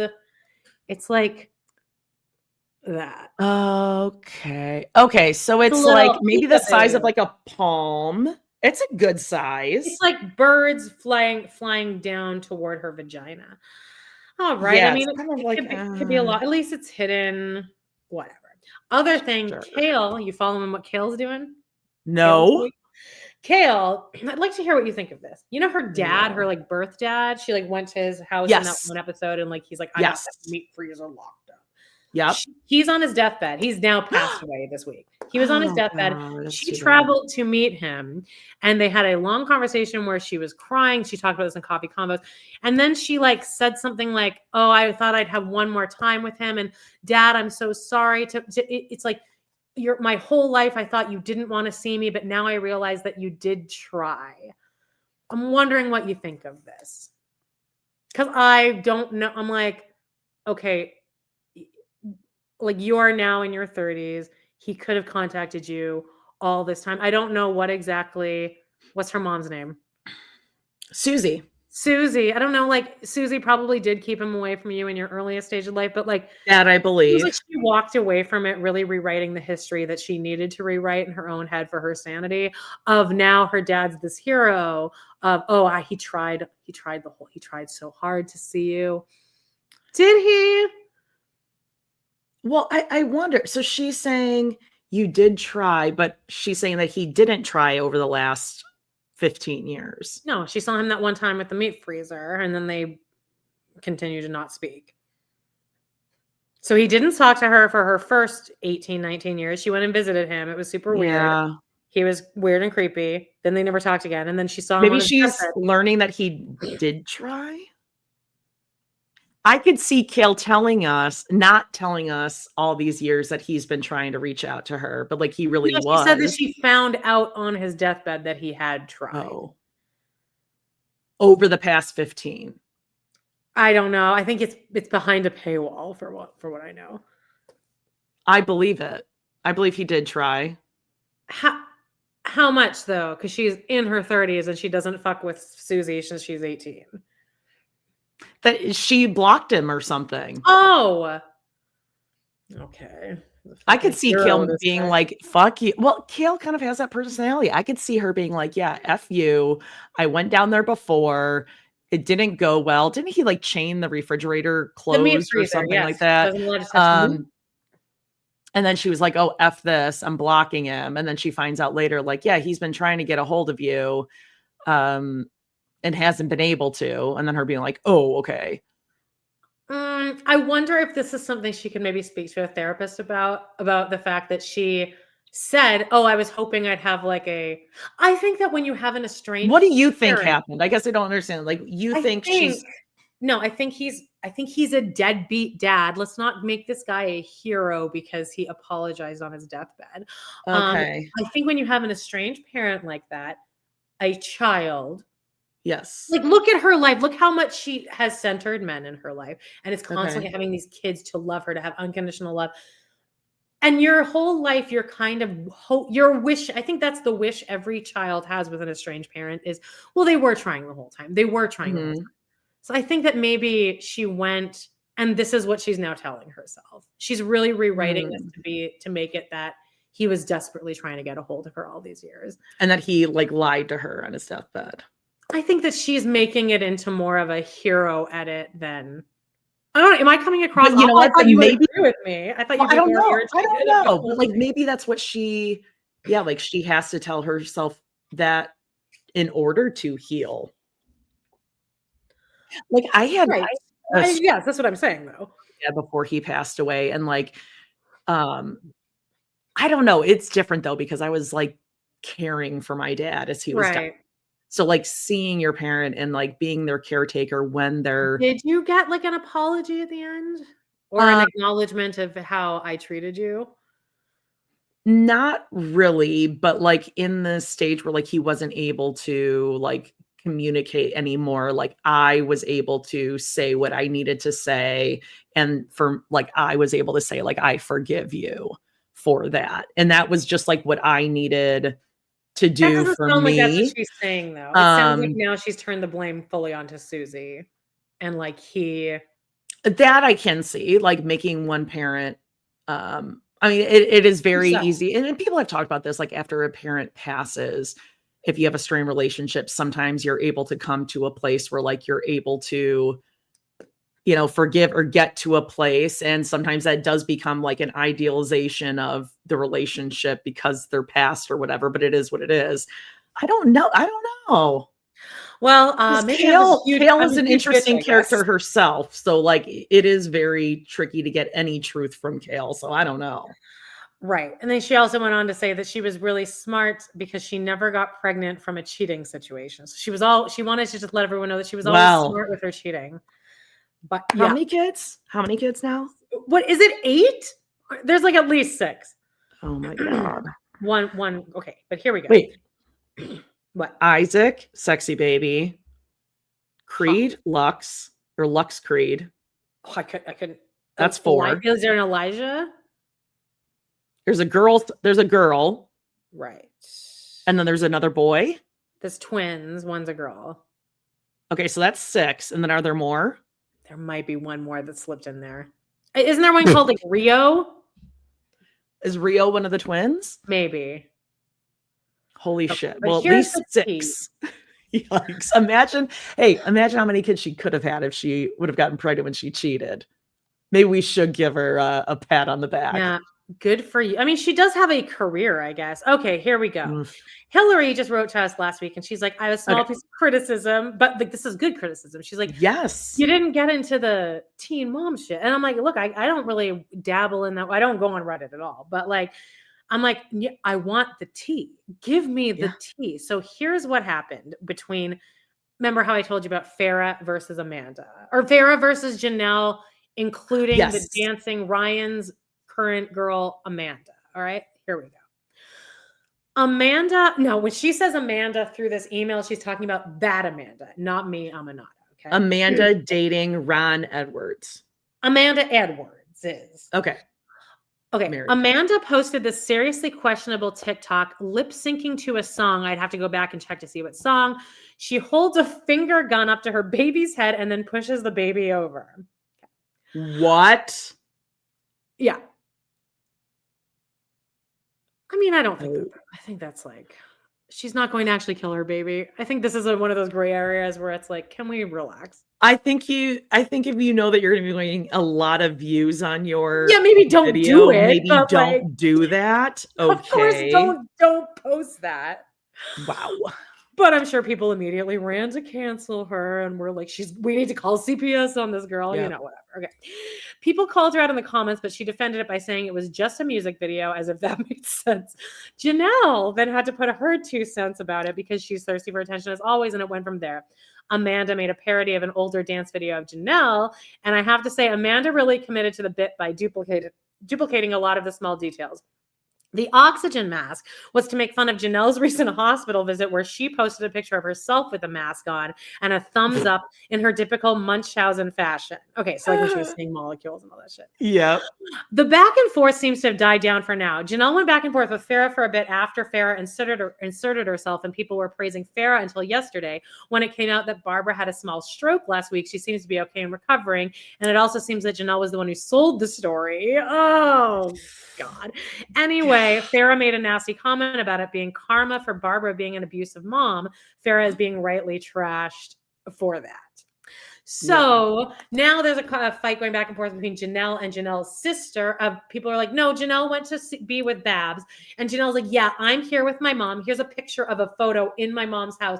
And my sister Ashley isn't even allowed here. And then Ashley, I think Ashley is her name, is like, no, that's not true. Janelle is there, but because she has a court case, she's actually not even allowed to fuck with my mom. So those two are fighting, which must be great for Babs's recovery from her stroke. Yeah. Meanwhile, Jace is also helping out, but is officially in foster care. This is how we all knew it would turn out. I imagine Babs just sitting in her house right now being like, I mean, how do you ever recover? We have Jenelle, Ashley, and Jace in your house. Yeah. I don't know. Jace is probably the one doing the best job of, the whole thing. Again, it's also Babs. Do we trust Jace or Jenelle to take care of Babs? Oh my God, Jace. I don't trust any of them. No. Anyway, that's the teen mom. Oh, and also Corey. I trust Pirate Mike to take care of Babs more than I do. With a Hooters waitress, that guy. Also, itching powder. Ryder in his clothes. Ryder just had another heart surgery, so she can dance to her. She can dance, Dad. She can dance. No dance circle around her. Yeah, not that's good. it for Teen Mom News this week. But there's always something going on. And Farrah. Thank you, Hillary. Thanks, Hillary. Really looking forward to this weekly Teen Mom Corner. Mm-hmm. All right, and lastly, we have a little DVR alert. And this Thursday, I believe it is the 17th. We're gonna. Oh, I don't think I have the picture here, but It's That Perfect Neighbor on Netflix. It's about a Florida community where some Karen, who I assume is white, keeps complaining about her black neighbors, and a murder happens. Oh, watch out for those white lady neighbors. No, seriously, you should though. No, you really should. No, like, I mean, watch out for them. They're I know exactly what time my yeah. neighbor's kid gets picked up for kindergarten. So imagine what your neighbors know about you. Yeah. The white neighbors around me are the ones that I don't really fuck with, whereas like the Mexican family across the street will like wave to each other. Oh, They have nice. kids. They're like a little more boisterous and loud. And I know my two neighbors fucking hate me because I do run a dog business out of here. By the way, I forgot to tell you my huge news, Jody. What? Auntie Debbie. I went over to Auntie Debbie's house on Friday to drop off her dog. She handed me a banana bread and then she's like, so you want to just buy the house? I was like, what? She's like, if you stay a couple more years, I won't raise the rent and then you can buy it from me. And I was like, So you're going to stay there? yeah, this is my house now. Oh, Now is where the money really, I'm like, I can't, like, because now it's my house. It's not my house yet, obviously. There'll be a few years, but she's not going to raise the rent. If she raises it, it'll be like $100. So great. oh my But God, now I'm this like, is great news. I can move in now. Like, I can move in. So now I'm like, I'm going to buy Yay. Yeah. I'm going to be like Robin and Cody taking out new loans. But Wally's going to be a homeowner. yeah, like I can actually like move in here. So I'm very excited. Daphne's Maybe you could put some Berber on the stairs now. Oh no, I have plans for the carpeting on these stairs. Oh, okay. I should just get a ramp. Just get a Oh, full you can get ramp. one of those little scooter things you sit on and it I just could just oh yeah, one of the little just lean right into it. Why not? Yes, I love that. And we love you. Make sure you leave us a 5-star review. Click the little 5 stars if you don't want to write anything. Anything helps us out. If you're watching this on YouTube, subscribe. Little thumbs up on the video helps. You Leave can a comment. That always helps too. You can hype. Oh, hype it. Yep. Hype it up. I don't know what that means, but people were talking about it in the chat the other day. And remember, guys, the watch along is not today if you're listening to this Tuesday, but tomorrow, Wednesday. Just for this Wednesday, week. October 15th, noon Central. Otherwise, every Tuesday at noon Central on YouTube and every Friday at 10 a.m. Central for Brown Town. Yeah, on that Brown Town, we'll give you a little sneaky peeky here to Tony's. Oh, God. It really doesn't look like he's wearing shorts there. I'm looking away. This was a group of 2 where the first picture was him just kind of sitting naturally. And then that's the second picture. So clearly, I assume it was McKelty. He was like, babe, let me. Hey, babe, let's do a sexy one. Hey, babe, sexy one. So we'll talk about that on Friday. Brace yourself. That's it, guys. Do all the stuff. Join Patreon. Tell everyone about our podcast. We love you so much. Leave a comment, engage. Yep. And check out my other podcast, Pod in the City. Some fun stuff going on over there. Great. Love you guys. Is that it? You're all Walter, where are you? There he is. See you back there. Aww. Bye, all right. All right. Love you guys. You're all adults. Bye-bye. Bye-bye.